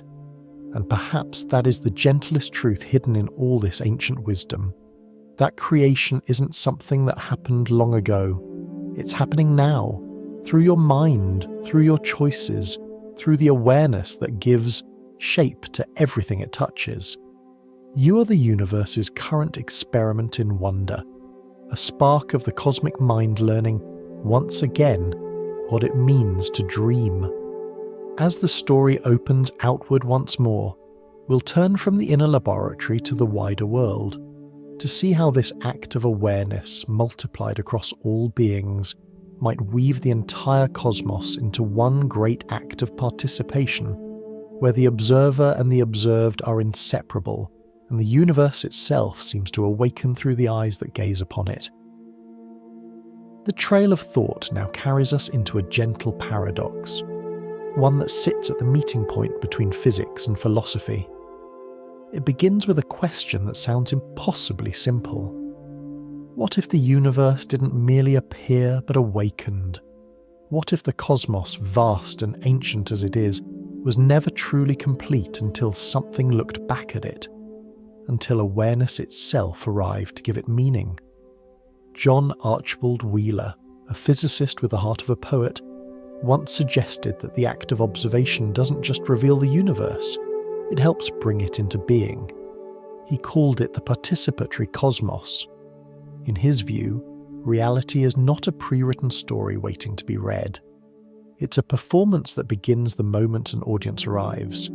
We are participants, he wrote softly, in bringing not only the near and now, but the far and long ago into being. The universe, in this sense, is not something we stand apart from.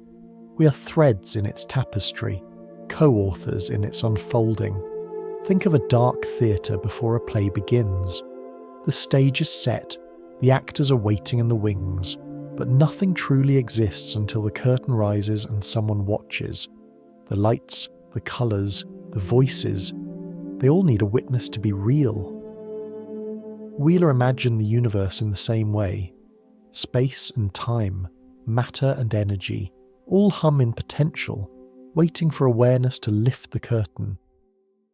Without that, everything is possibility without story, the melody still waiting for breath. If that sounds strange, remember how deeply observation shapes the world, even at the smallest scales. In quantum experiments, the simple act of measuring a particle changes its behaviour. It's as though the universe responds to attention, as though every glance helps choose what will be. Wheeler took this beyond physics and into philosophy. Maybe, he suggested, it isn't only subatomic particles that wait to be noticed. Maybe the entire cosmos is a question, and consciousness is the answer echoing back across eternity. But this idea isn't about power. It's not that we control reality, it's that we belong to its creation. When you look up at the night sky, you're not simply observing light from distant stars. You're completing a dialogue that began billions of years ago. Photons that have been travelling since before the Earth existed finally reach your eyes, and in that instant, their journey finds meaning. The star and the observer become part of a single act, energy transformed into awareness, distance dissolved by recognition. Every gaze, in this sense, is an act of creation. Even Einstein, who was cautious about mysticism, spoke of this cosmic connectedness. He wrote that the most beautiful emotion we can experience is the mysterious, the feeling that there is something greater, binding all things into one. To him, the universe was not a cold machine, but a living harmony, a grand composition of energy, rhythm, and perception. The eternal mystery of the world, he said, is its comprehensibility. Why should the universe be understandable at all? Why should the language of mathematics describe its structure so precisely? Perhaps because mind and cosmos share the same origin. Understanding is recognition, the universe recognizing itself through us. If the participatory cosmos is true, then science and art are two sides of the same gesture. The scientist observes, measuring the patterns of the world; the artist observes, expressing the patterns through colour and form. Both acts call reality into sharper focus. Both require attention, that quiet, sacred act of looking deeply. When you paint a scene or compose a melody, you're not inventing beauty, you're allowing it to take shape. When you study a star or a cell, you're not imposing order, you're revealing the order that was waiting to be seen. In both cases, the observer and the observed are dancing, each step shaping the next. This perspective changes what it means to live. Every perception becomes participation. Every breath, every act of noticing adds another brushstroke to the cosmic canvas. When you look at a leaf trembling in the wind, you are not outside the moment. You are part of it. The leaf and your gaze complete each other. Without your awareness, its motion is just physics. With it, there is meaning, a connection, a shared pulse of existence. Awareness is the bridge between the world and its wonder. Wheeler imagined this idea on the grandest scale. He asked us to picture the entire universe as a self-excited circuit. At one end lies the Big Bang, pure potential. At the other end lie conscious beings who look back, who think, who wonder where it all came from. Their awareness reaches backward through time, giving the past its shape, turning randomness into story. In this way, he said, the universe participates in its own creation. The observers it produced are the very mechanism through which it knows itself. Existence is not a solitary event. It is a dialogue between the cosmos and consciousness, between what is and what knows. Imagine holding a mirror up to another mirror. The reflections stretch endlessly, each one containing the other. The participatory universe is something like that, a hall of reflections where matter gives rise to mind, and mind in turn gives meaning to matter. Neither comes first.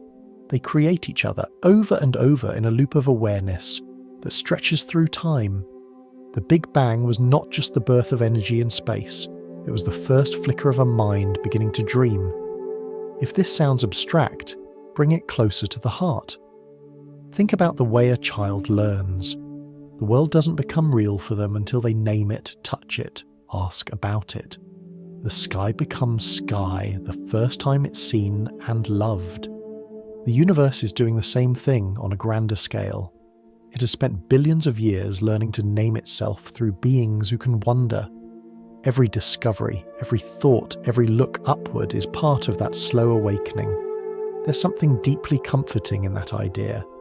It means that your existence, however small it may feel, is not an accident.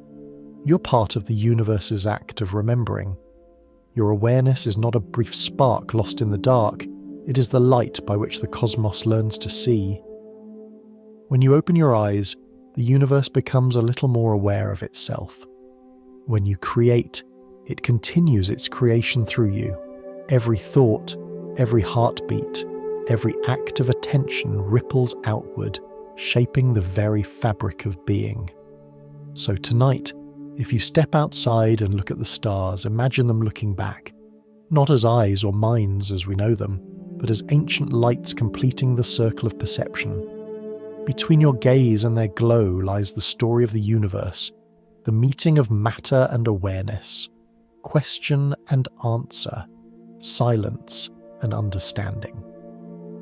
The Hermetic thinkers said, "As above, so below." Wheeler's participatory cosmos might be its scientific echo. As the universe observes us, we observe it, and through that eternal reflection, reality continues to unfold. The act of noticing is the act of creation. The universe wakes through the eyes that see it, and if we let that thought settle quietly, another question begins to form, a softer, stranger one. If our observation brings the universe into focus, could it be that the universe is also observing us? That it too looks back through the same fabric of light and thought, recognizing itself in our awareness?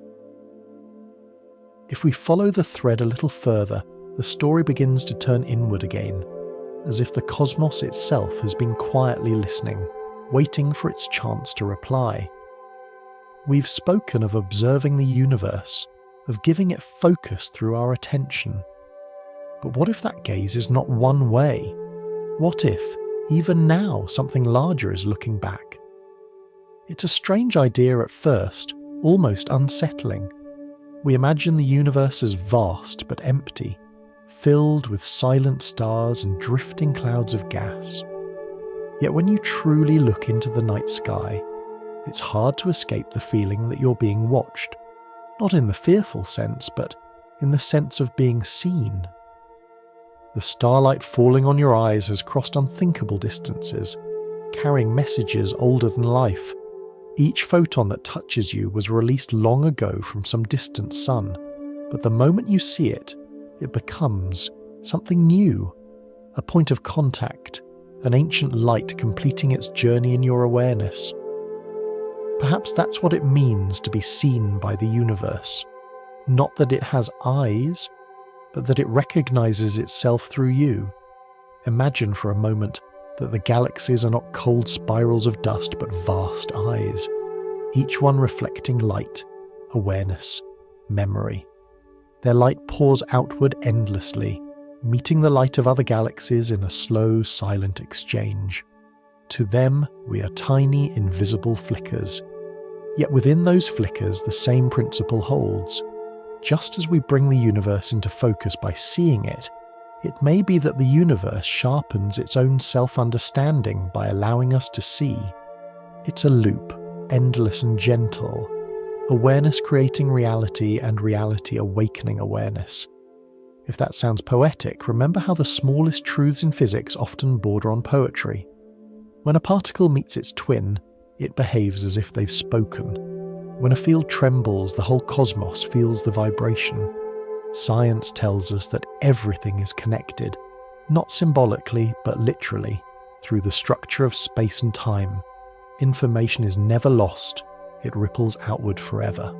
In that sense, the universe never stops listening. Every thought, every movement, every flicker of energy leaves its trace upon the cosmic web. And perhaps that web, that invisible fabric of interaction, is what awareness looks like from the outside. There's an image I like to return to, standing at the edge of the ocean. You watch the tide pull back, then rush toward you again. The sea seems alive, breathing. When you gaze at it long enough, you feel something pass between you, not just reflection, but recognition. The waves shape you as much as you shape them. The same is true of the universe. We are part of its ebb and flow, part of its looking and being looked at. The act of existence is a dialogue, not a monologue. To many ancient thinkers, this relationship between observer and cosmos was a truth too deep for words. The Hermetic philosophers said that the divine mind dreams through its creation. The mystics of every age have spoken of feeling seen by the universe, not by a separate god in the sky, but by the living totality itself. To them, the stars were not distant fires, but living symbols, eyes of the infinite gazing softly upon the finite. They sense that consciousness is not contained within human minds. Rather, human minds are eddies in a far greater current of awareness, small whirlpools in the river of being. You can feel this in your own quiet moments, when thought fades and a deep stillness takes its place. Sitting beside a window at night, listening to the hum of the world, you might notice a sense of being held, not by walls or gravity, but by presence. It's not imagination, it's the awareness that everything you perceive is already part of you, and you are part of it. The line between subject and object, between the one who sees and the thing being seen, begins to blur. Perhaps that blurring isn't confusion, but truth revealing itself. Consciousness is not inside us, we're inside consciousness. Modern physics hints at this from a different angle. When we describe the universe as curved space, as fields and energy, we forget that these are not things we stand outside of. We are woven into the fabric we measure. Our bodies are star matter. Our thoughts are shaped by light that began long before we were born. The observer and the observed cannot truly be separated. The cosmos looks back through every act of perception, not as a person, but as the very possibility of awareness itself. You and the universe are not two entities meeting. You are one reality reflecting itself, the way a wave reflects the ocean. If that's true, then the universe might know itself in ways far beyond our comprehension. Galaxies colliding could be its heartbeat. The movement of stars could be its dreaming. Perhaps even time itself is the rhythm of this great awareness thinking, pausing and thinking again. And here, on one small planet, consciousness condenses into beings who can speak, who can write, who can tell stories about what it feels like to be alive. Through us, the universe gains new metaphors for itself: warmth, music, memory, love. When you feel awe, it may be the cosmos feeling awe for its own creation. The philosopher Spinoza believed that God and nature were the same word, two ways of describing a single infinite substance that thinks and extends at once. In his view, every finite mind is a mode of the infinite mind. Every act of thought is a spark of the divine contemplating itself. That image, centuries old, fits perfectly within the idea of the participatory universe. Consciousness is not a bystander in reality. It is the mirror by which reality recognizes itself. The gaze flows both ways. And so, as you sit quietly now, listening to this unfolding thought, consider that the stillness around you, the air, the hum, the faint sound of your own breathing, might also be listening. The cosmos does not have to speak to communicate. It responds simply by existing with you in this moment. The light from a billion stars streams invisibly through the room, touching your skin, your eyes, your mind. You're surrounded by awareness disguised as space. The universe is not empty, it is full of attention. Perhaps this is what it means to be alive in a conscious cosmos, to realize that you're both the observer and the observed, the question and the answer, the dream and the dreamer. The galaxies do not watch with eyes, and yet their light watches still.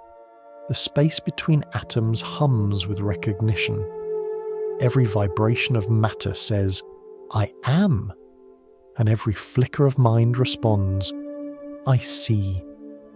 If the Hermetic maxim says, "as above, so below," then Plato's ancient vision offers another perspective, one that sees not just reflection, but origin.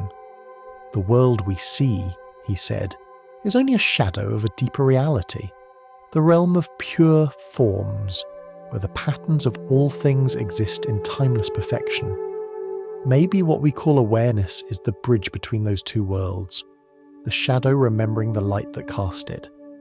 As we drift further into the story, we'll step quietly into that realm, where shapes and ideas are born before they take on matter, and where the universe, in all its beauty, may be recalling the patterns it has always known.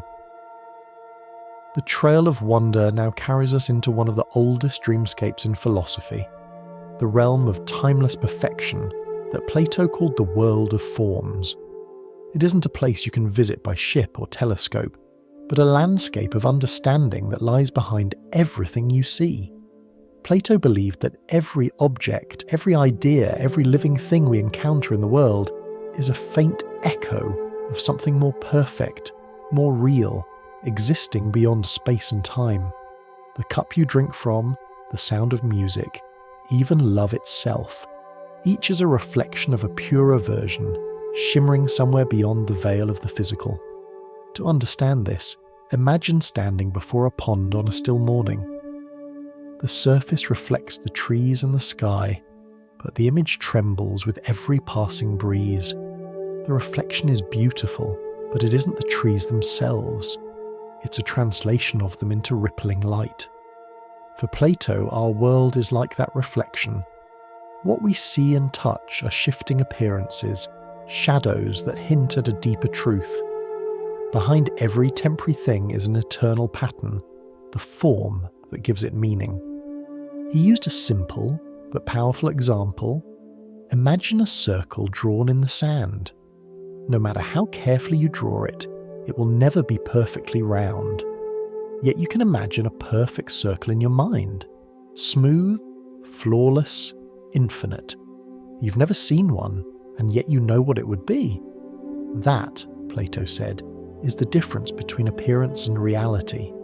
The circle in the sand belongs to the world of change, but the perfect circle belongs to the world of forms, where everything exists as pure idea, untouched by imperfection or decay. In the same way, every act of beauty we encounter, a melody, a kind gesture, a brilliant thought, is a glimpse of an ideal shining through matter.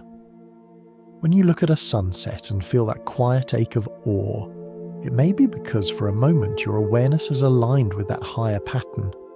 You're seeing not just colours in the sky, but the idea of beauty itself flickering through the veil of time. This idea, though ancient, carries a soft resonance with the modern notion that information, not matter, is the true foundation of reality. The patterns we see in physics, the mathematical harmonies of nature, might be the scientific expression of what Plato intuited. Every law of the universe could be one of those eternal forms, timeless principles through which the cosmos expresses its mind. Matter changes, but pattern endures. You might say that the world of forms is like the source code of existence, and what we experience are the moving images it generates. Plato believed that learning was not a process of collecting new information, but of remembering. He called this recollection, the idea that the soul already knows these perfect patterns, because it comes from that realm. Knowledge, then, is a kind of remembering what the soul once saw before it entered the world of change. That is why truth feels familiar when we find it. The moment of understanding isn't a discovery, it's a recognition.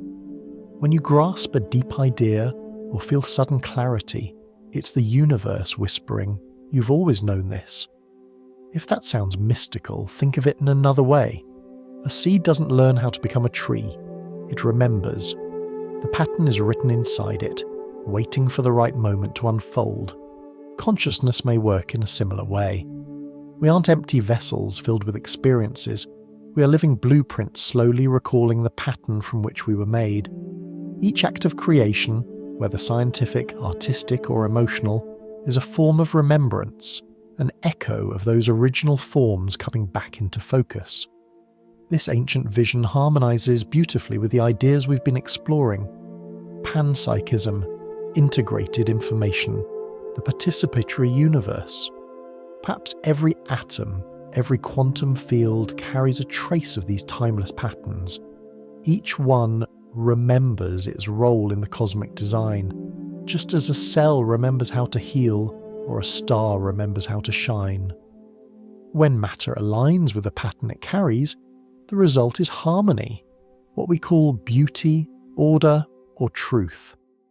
When it drifts from that alignment, we experience confusion, decay, or chaos.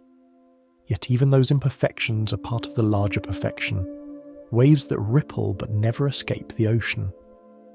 Plato's world of forms was not meant to separate heaven from earth, but to remind us that the two are connected. The physical world is the shadow of a greater light, but the shadow is precious too, because without it, the light would have no expression. Just as the mind needs imagination to explore its own depths, the universe needs matter to reflect its invisible order. You could say that every experience, every moment of beauty or sorrow is the form remembering itself through us. This idea can change how you see the ordinary, the glass on your table, the sound of your own voice, the curve of a leaf. All are living reflections of deeper geometry, ancient and precise. They are the universe's handwriting. Even imperfections hold meaning. A chipped mug still hints at the form of the perfect vessel. A fleeting melody still recalls the eternal harmony it came from. The world is filled with clues, each one pointing quietly back toward that invisible perfection. Plato believed that the purpose of philosophy was not to escape the material world, but to see it clearly, to look beyond the shifting surface and recognize the patterns that shape it. To him, wisdom was remembering the eternal through the temporal. When we study, create, or love deeply, we are practicing recollection. We are glimpsing the world of forms through the eyes of matter. And perhaps that's why moments of awe feel so strange and so comforting at once. For an instant, the veil lifts, and we remember what we have always been part of. The sensation isn't new, it's ancient recognition. The universe, for a heartbeat, remembers its own perfection through the awareness that looks back at it.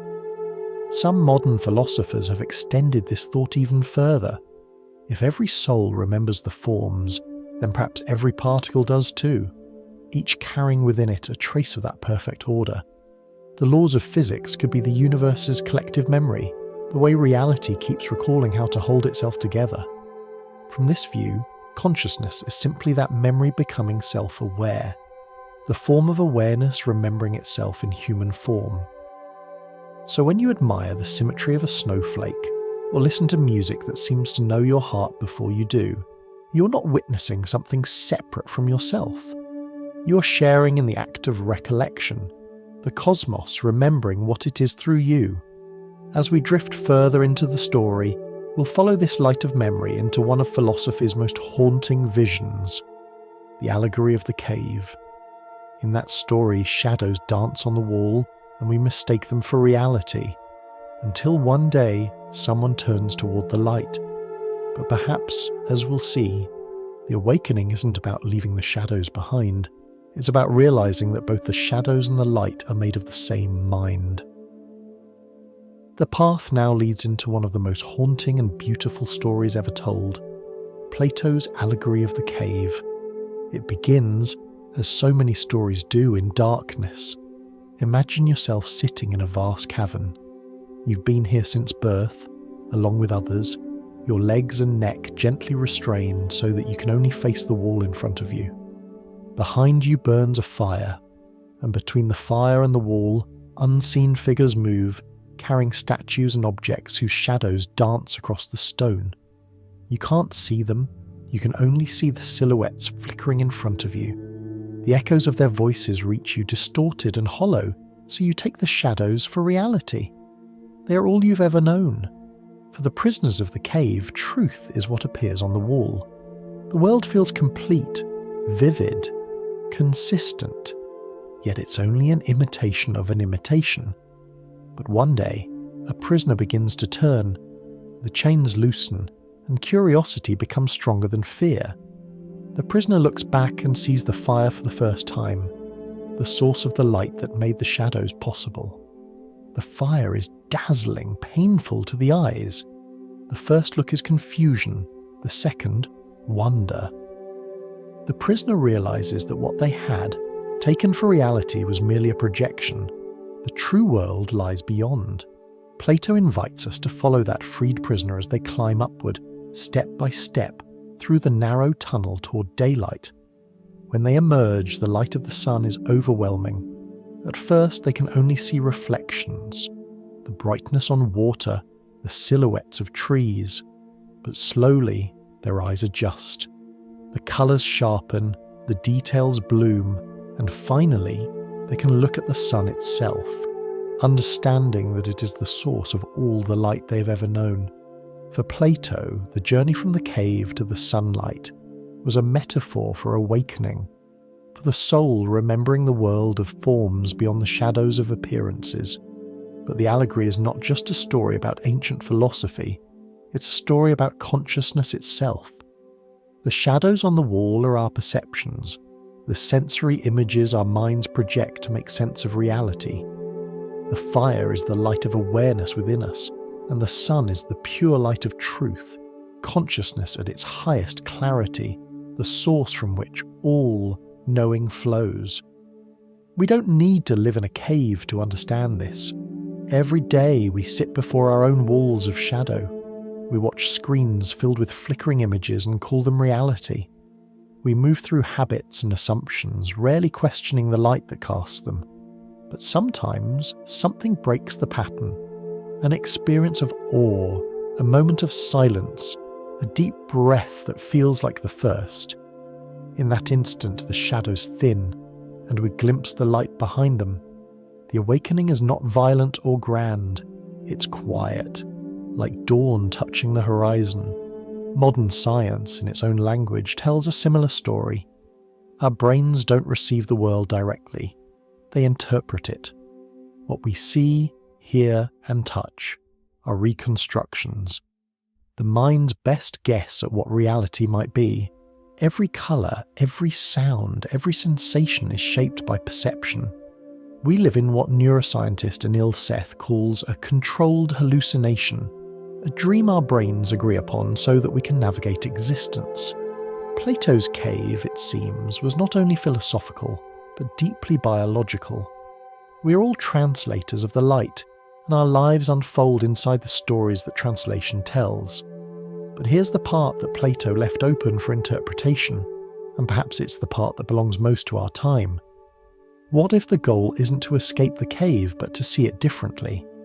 To realise that the cave, the shadows, the light, and even the fire are all made of the same substance. Consciousness itself?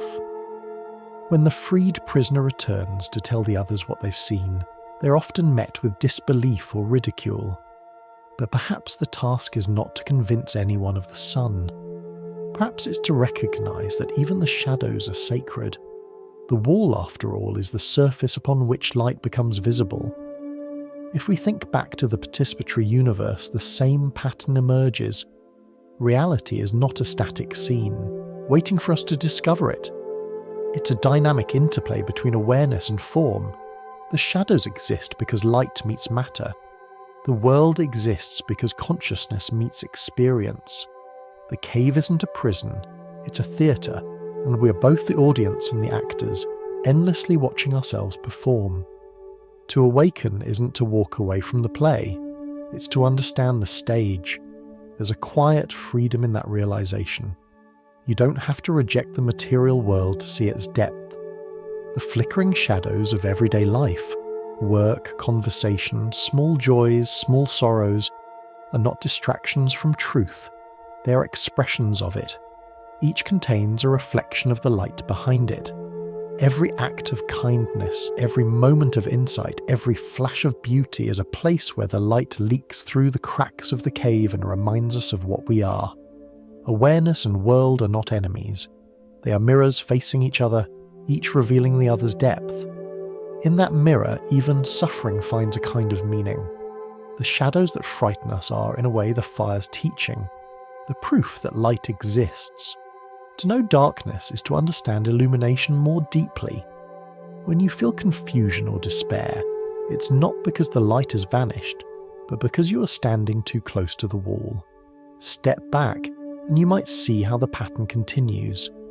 Every shadow moves according to the rhythm of a larger design. Even uncertainty is part of awareness remembering itself. In some modern interpretations of physics, the entire universe might operate like this cave. Space and time could be projections, holograms cast from deeper dimensions we cannot yet perceive. In such a picture, what we call matter is simply light slowed into form, patterns of energy appearing solid only because of the way we observe them. And yet, as Plato would remind us, those appearances are not false. They are necessary, the bridge between the invisible and the visible, between idea and experience. The cave and the sun are not two worlds. They are two perspectives on one reality. When we look at life through that lens, awakening is no longer about escape, but about intimacy. It means realizing that everything we experience, the joy, the pain, the questions that keep us awake, are all reflections of the same mind learning about itself. You are the light and the shadow, the fire and the wall, the observer and the reflection. The universe doesn't hide its truth from you. It reveals it gradually, in the rhythm of your seeing. Each realization is another step out of the cave, another adjustment to the brightness of the sun. And when you finally look toward that light, whether through meditation, science, or simple wonder, you might realize that the journey never really ends. The sunlight and the cave belong to one another. The awakening is not a destination but a circle, a mirror in which consciousness sees itself from both sides. If we follow the path from here, the story opens again into mystery. For as much as we've learned about consciousness, there are still frontiers untouched. The edges where perception, time, and self dissolve into something wider.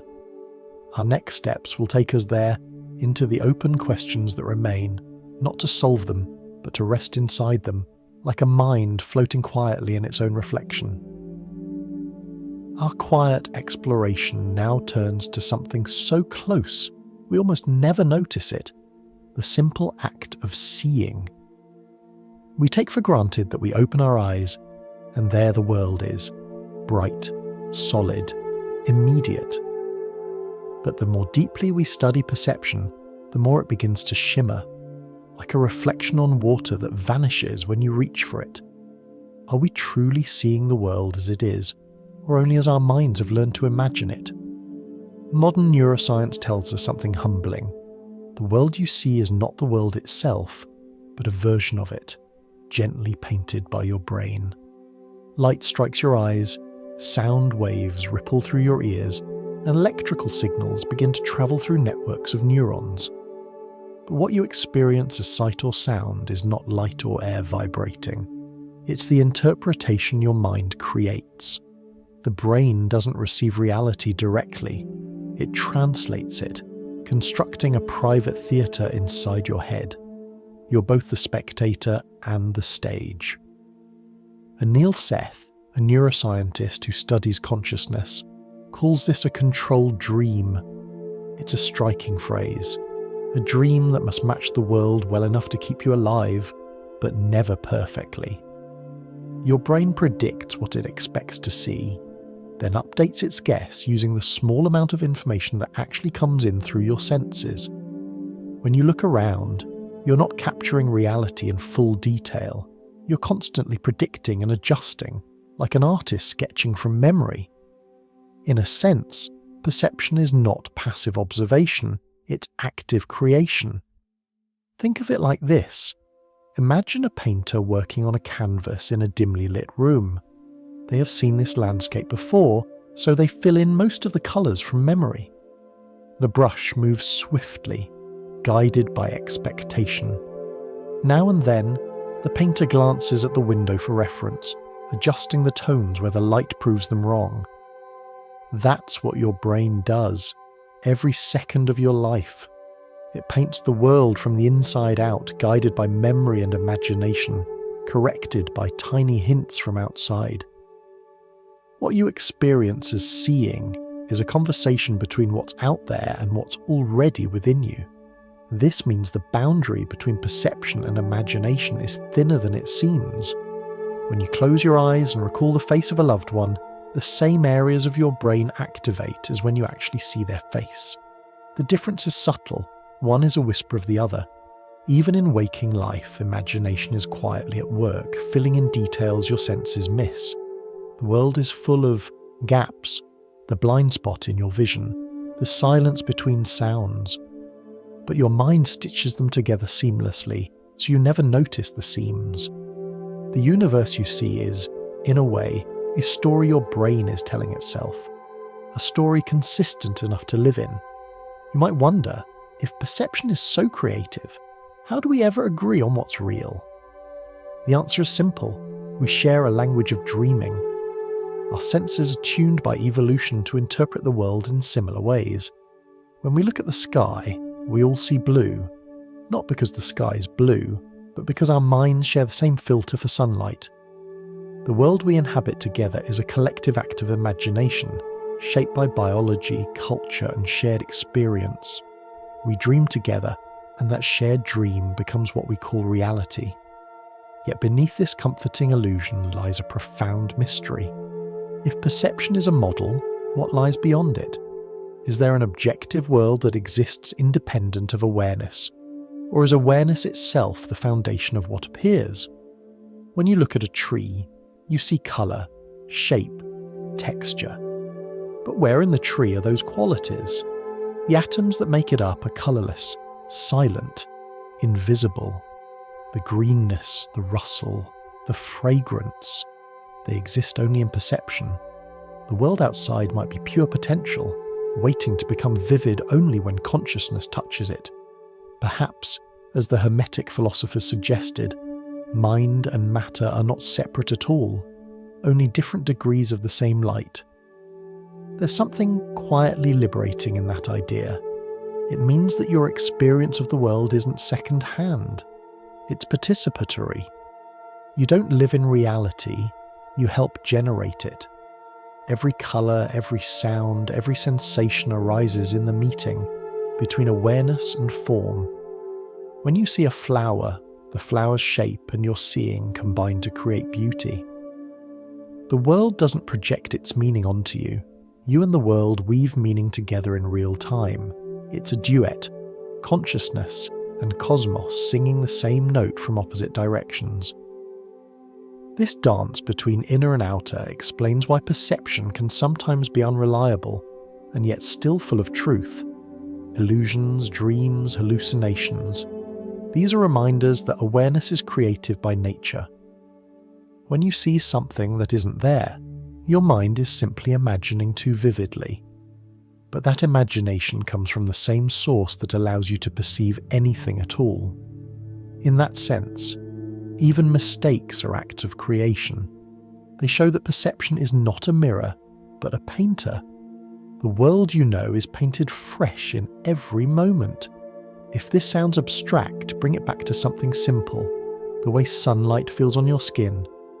The warmth you experience isn't just energy from the sun. It's your awareness transforming invisible radiation into sensation.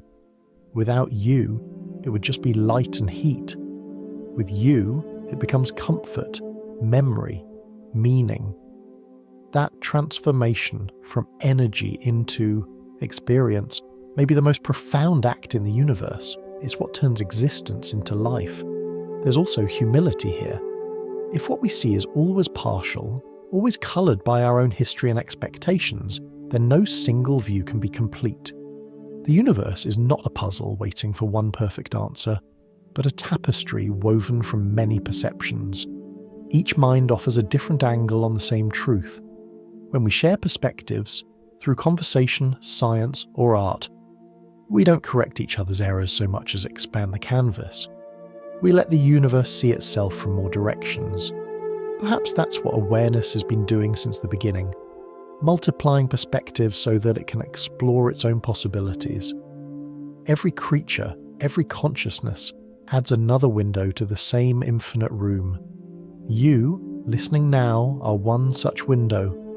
The universe sees through you, and the picture it gets is unique, never repeated, never replaced. That too is part of the participatory cosmos. Awareness does not merely exist, it blossoms into endless points of view, each one a facet of its own reflection. When you next look around, at a room, a face, a night sky, remember that what you see is not separate from you. The light that enters your eyes is the same light that burns in the stars. Your brain translates it into a world you can live in, but its source is cosmic.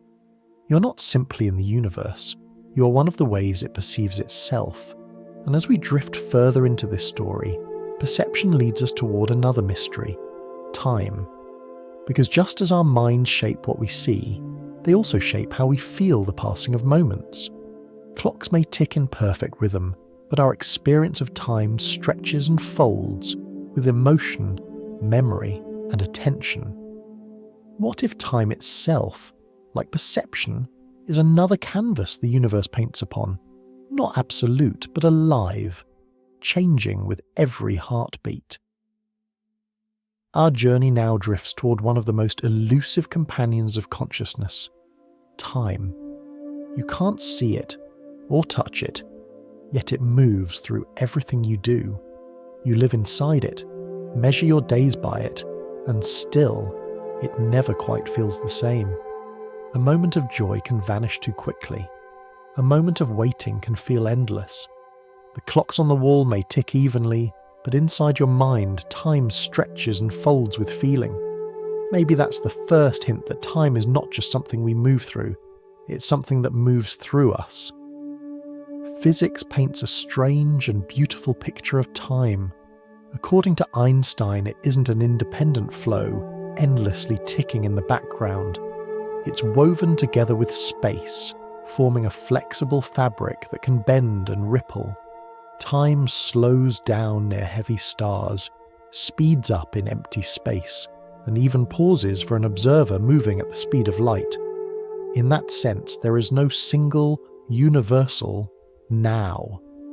Each point of view carries its own rhythm, its own clock, shaped by motion and gravity. It sounds abstract, but the poetry is clear. Time is relative. And maybe, if we listen carefully, we can feel that relativity within ourselves.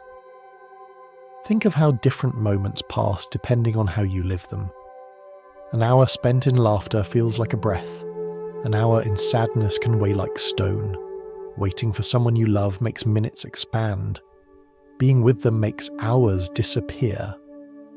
Inside the mind, time obeys a different kind of gravity. The pull of emotion, attention, and awareness. Perhaps the heart, not the clock, is the true measure of time. When we say a moment is timeless, we don't mean it lasted forever. We mean it was full, so complete that time no longer mattered. Those moments when everything feels whole, a sunrise, a piece of music, the quiet after a storm, they seem to lift us out of the ordinary flow. For a few seconds, we feel what eternity might be. Not an infinite stretch of hours, but the complete presence of one. Einstein himself once wrote that the distinction between past, present, and future is a stubborn illusion. He meant that in the grand geometry of the universe, all moments exist together, like pages in a book already written. We move through them in order, but the story is already whole. From that view, time doesn't pass. We do. Consciousness travels across the pages, reading each scene, giving it life. The past is what we remember. The future is what we imagine. Time, as we know it, is awareness narrating reality to itself. If that sounds unsettling, it can also be comforting. It means that the past isn't truly gone. The starlight you see tonight left its source ages ago, but it still arrives. Proof that moments echo far longer than we think. Every memory you hold is another kind of starlight, still glowing within you. When you recall an event, your brain reactivates it as if it were happening again. In that sense, memory doesn't just store time, it recreates it. The past is alive in you each time you remember. In physics, time and energy are intimately linked. One can't exist without the other. In life, the same seems true. Attention is the energy of consciousness, and where we place it determines how we experience time.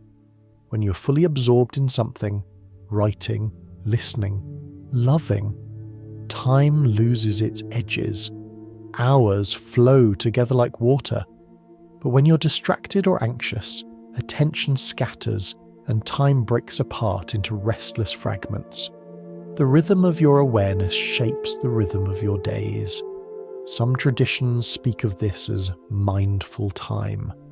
To live mindfully isn't to slow time down, but to fill it more completely, to experience each moment so fully that it becomes its own eternity. Imagine time not as a river carrying you away, but as a sea you can float in. The more present you are, the calmer the water becomes. When you hurry, it ripples and breaks. Stillness doesn't stop time, it lets you feel its depth. There's also a deeper question here, one that both scientists and philosophers have wrestled with. If time changes depending on how it's observed, could it be that time itself is born from observation? In the quantum world, where particles exist in uncertainty until measured, time behaves strangely. Some experiments suggest that events don't have a defined order until they're observed, that the act of awareness helps determine which moment comes first. If that's true, then consciousness might not just flow through time, it might create it, moment by moment, the way a story is created as it's told. You can imagine it like this. The universe is an immense, timeless field of potential, an infinite canvas. Consciousness moves across it like a brush stroke, drawing experience into sequence. The brush doesn't move over time, its movement makes time. Every thought, every perception, every heartbeat marks another point along that path. Time isn't something happening outside of you.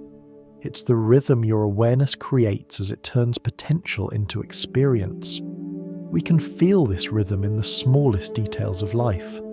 The breath you're taking right now has its own beginning, middle, and end, its own tiny arc of time. Each breath is a story, a rise and fall.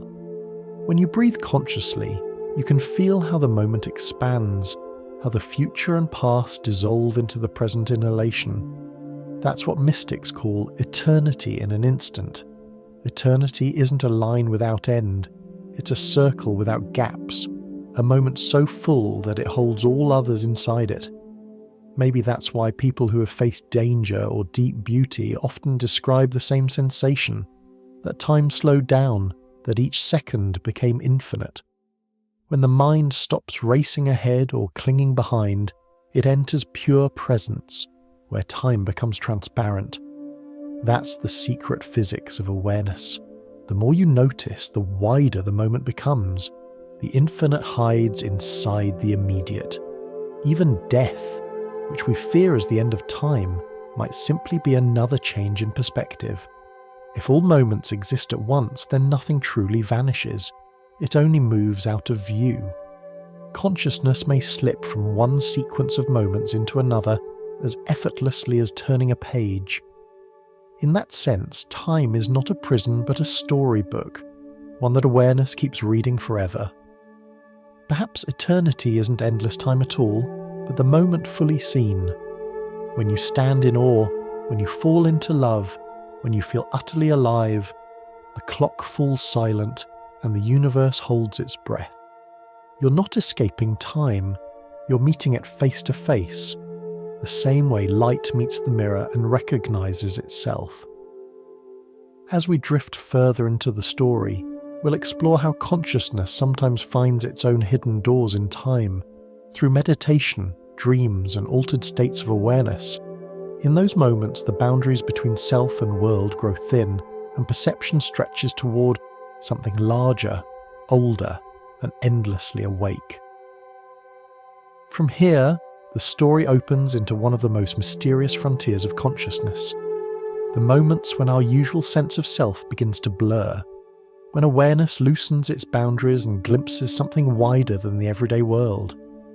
These experiences come in many forms: meditation, dreaming, moments of creative flow, or even the strange vistas opened by certain substances that alter perception. In every case, something profound happens.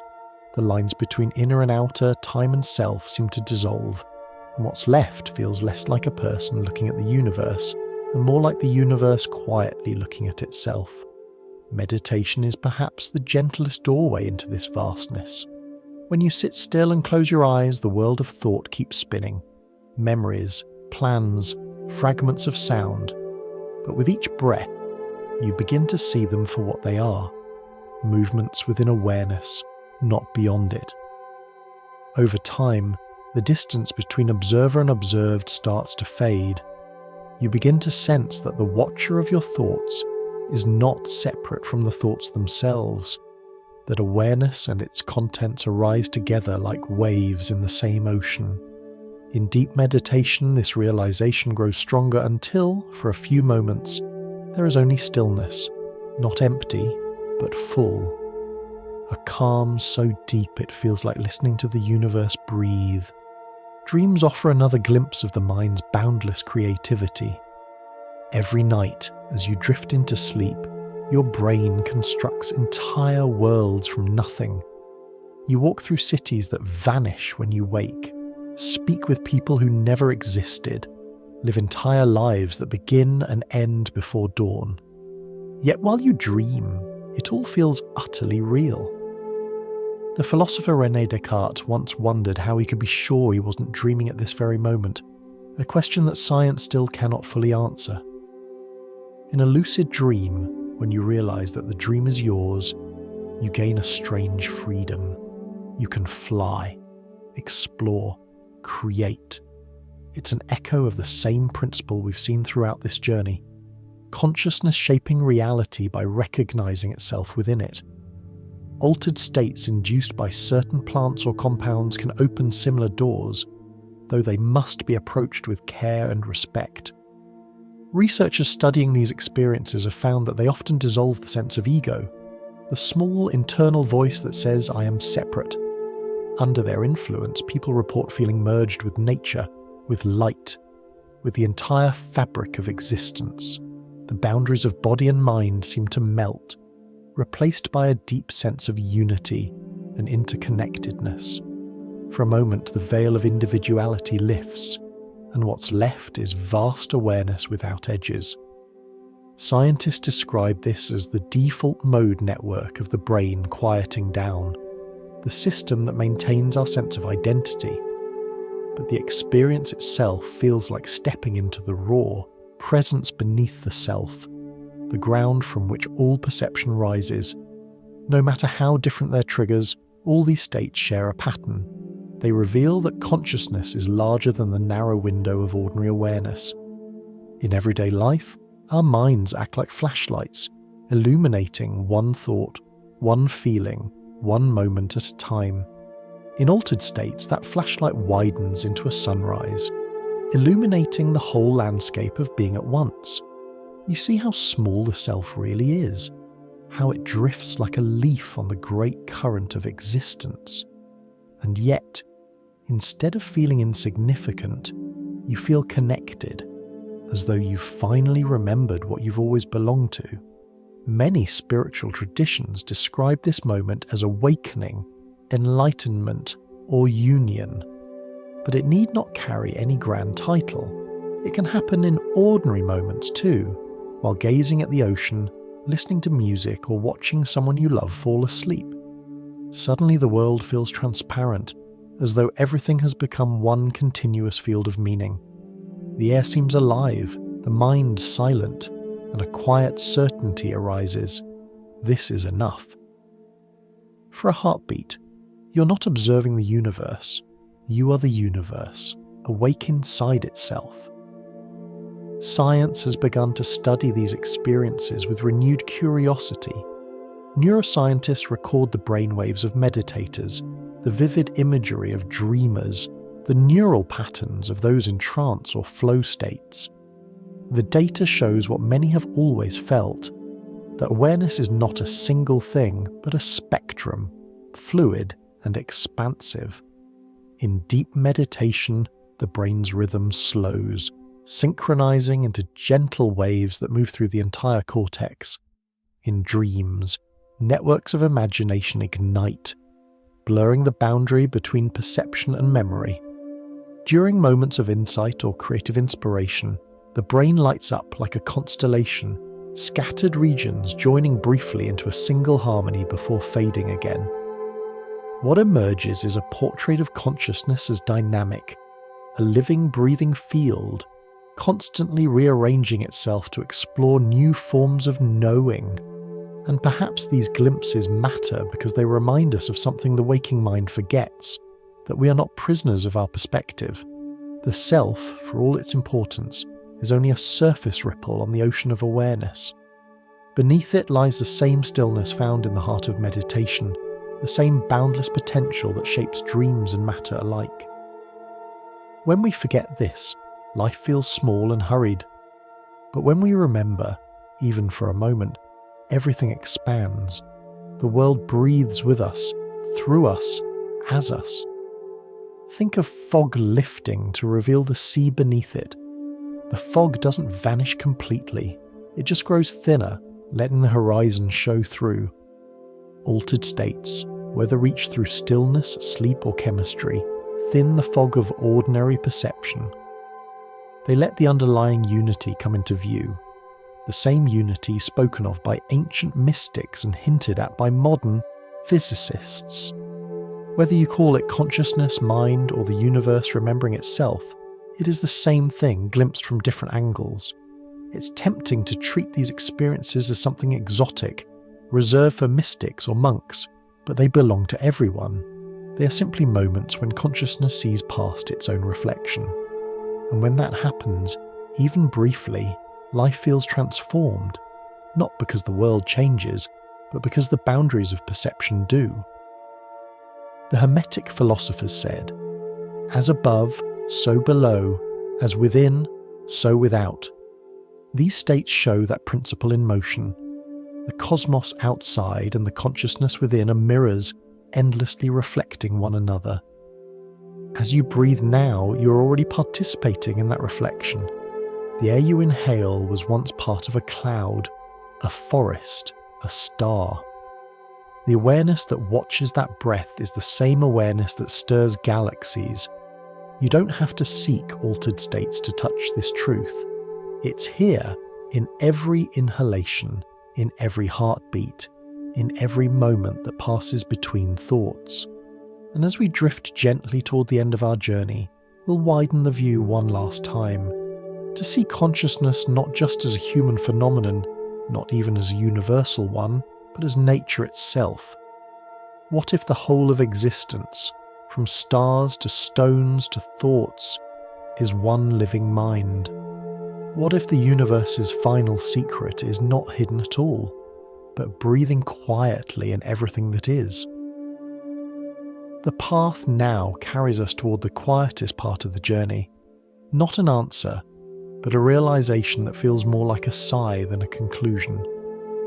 All along, we've been tracing awareness from the smallest quantum tremor to the vastness of the stars, from the first living cell to the thoughts that bloom inside our own minds. And now, the trail seems to curve back toward its beginning. The question that started everything, does the universe think, begins to fade, replaced by a softer truth. Perhaps the universe is thought. Perhaps everything we call nature is the mind of reality unfolding, endlessly and peacefully through form. The philosopher Baruch Spinoza once wrote that God and nature are one and the same, two names for a single infinite substance that both is and thinks. To him, everything that exists, a tree, a star, a human, a cloud, is a way for that substance to express itself. There is nothing outside it, nothing beyond it. In that light, awareness isn't something added to nature. It's nature itself, becoming aware through its own creations. Every mind is a reflection of the whole, a mirror through which the universe can see a different part of its face. You can feel this most clearly in moments of deep stillness, standing beside a lake when the water lies so calm that it reflects the sky perfectly, or sitting under a tree while the wind moves through its leaves like breathing. In those moments, something inside you quiets, and you no longer feel like an observer separate from what you see. The line between you and world dissolves. There's only the experience itself, sight, sound, being. That's nature's hidden mind revealing itself, not as a theory, but as a feeling. The sense that awareness is not inside you but everywhere, rippling gently through everything that exists. Modern science, though it speaks another language, seems to be rediscovering this old intuition. When biologists study ecosystems, they find webs of interconnection so intricate that the boundaries between organisms blur. A forest, for instance, behaves like a single living being. Trees exchange nutrients through fungal networks beneath the soil, sending warnings of drought or disease. A tree shaded by others receives extra sugars through its roots, a kind of slow, quiet generosity.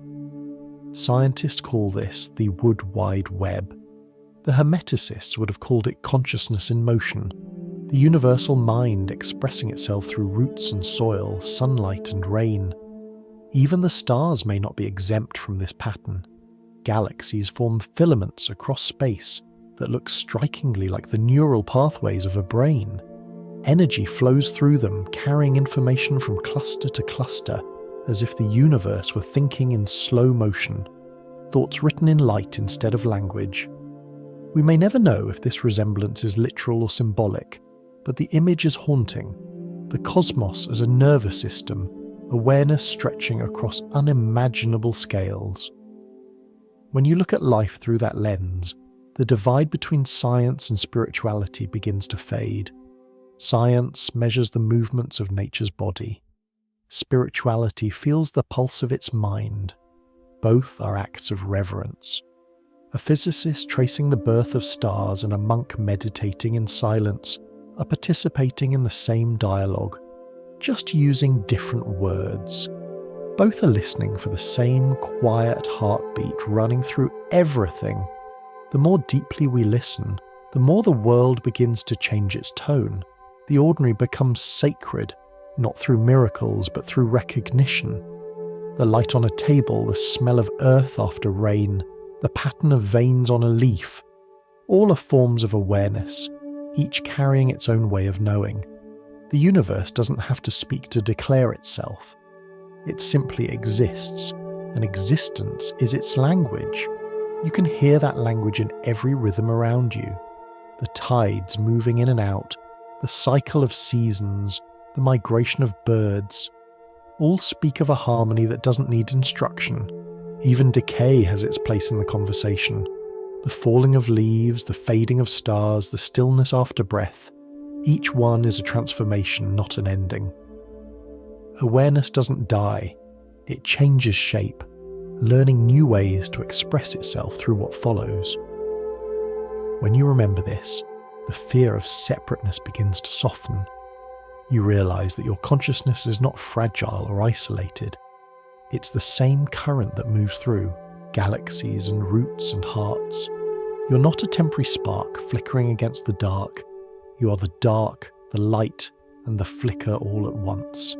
The universe thinks softly through you, as it thinks through rivers and wind and light. Every perception, every thought, is one more ripple in that endless mind. This understanding doesn't demand belief. It asks only awareness, the simple, patient noticing of what already is. Sit quietly for a moment, and the proof will reveal itself. Feel the rhythm of your breath, the warmth of your body, the space surrounding you. The same energy that ignites stars moves within that breath. The same geometry that forms galaxies shapes the cells in your hand. There is no boundary between you and the cosmos, only perspective. And perspective, like time, is another of consciousness's gentle inventions. Science and spirituality, far from being opposites, are simply different sides of this realization. Science looks outward, measuring the mind of nature in patterns and equations. Spirituality looks inward, feeling the same mind as stillness and wonder. Both are acts of curiosity. Both are the universe studying itself. The first says, "What is this?" The second asks, "Who am I?" And both, in their own way, hear the same answer. I am everything that sees and is seen. If this sounds grand, remember that it's also deeply simple. Awareness isn't a secret reserved for philosophers or mystics. It's the background of every moment, the silent witness behind your thoughts, the quiet listener behind every sound. You don't have to find it. You only have to stop mistaking yourself for something smaller. The moment you rest in that knowing, the entire universe seems to exhale. And so, our journey comes full circle. We began by wondering whether the universe might know itself, and somewhere along the way we realized that it already does. Through you, through me, through every atom that ever dreamed of being more than matter. Reality, it seems, is not a machine but a mind. Not a thing, but a thought. Perhaps what we call reality is the universe's dream, and consciousness is the moment the dreamer realizes it's awake. The galaxies, the atoms, the beating of your heart, all of it part of one vast awareness, endlessly discovering itself in new forms. Whether your eyes stay open or drift closed, the universe will keep thinking softly through you. The stars will continue their slow reflections. The trees will go on breathing light, and consciousness, infinite, quiet, curious, will keep unfolding its story. And if you ever feel small or lost, remember, you are not in the universe, you are the universe, pausing for a moment to wonder what it feels like to exist. So rest now, fellow participant in this cosmic mind. The dream continues and the dreamer is at peace.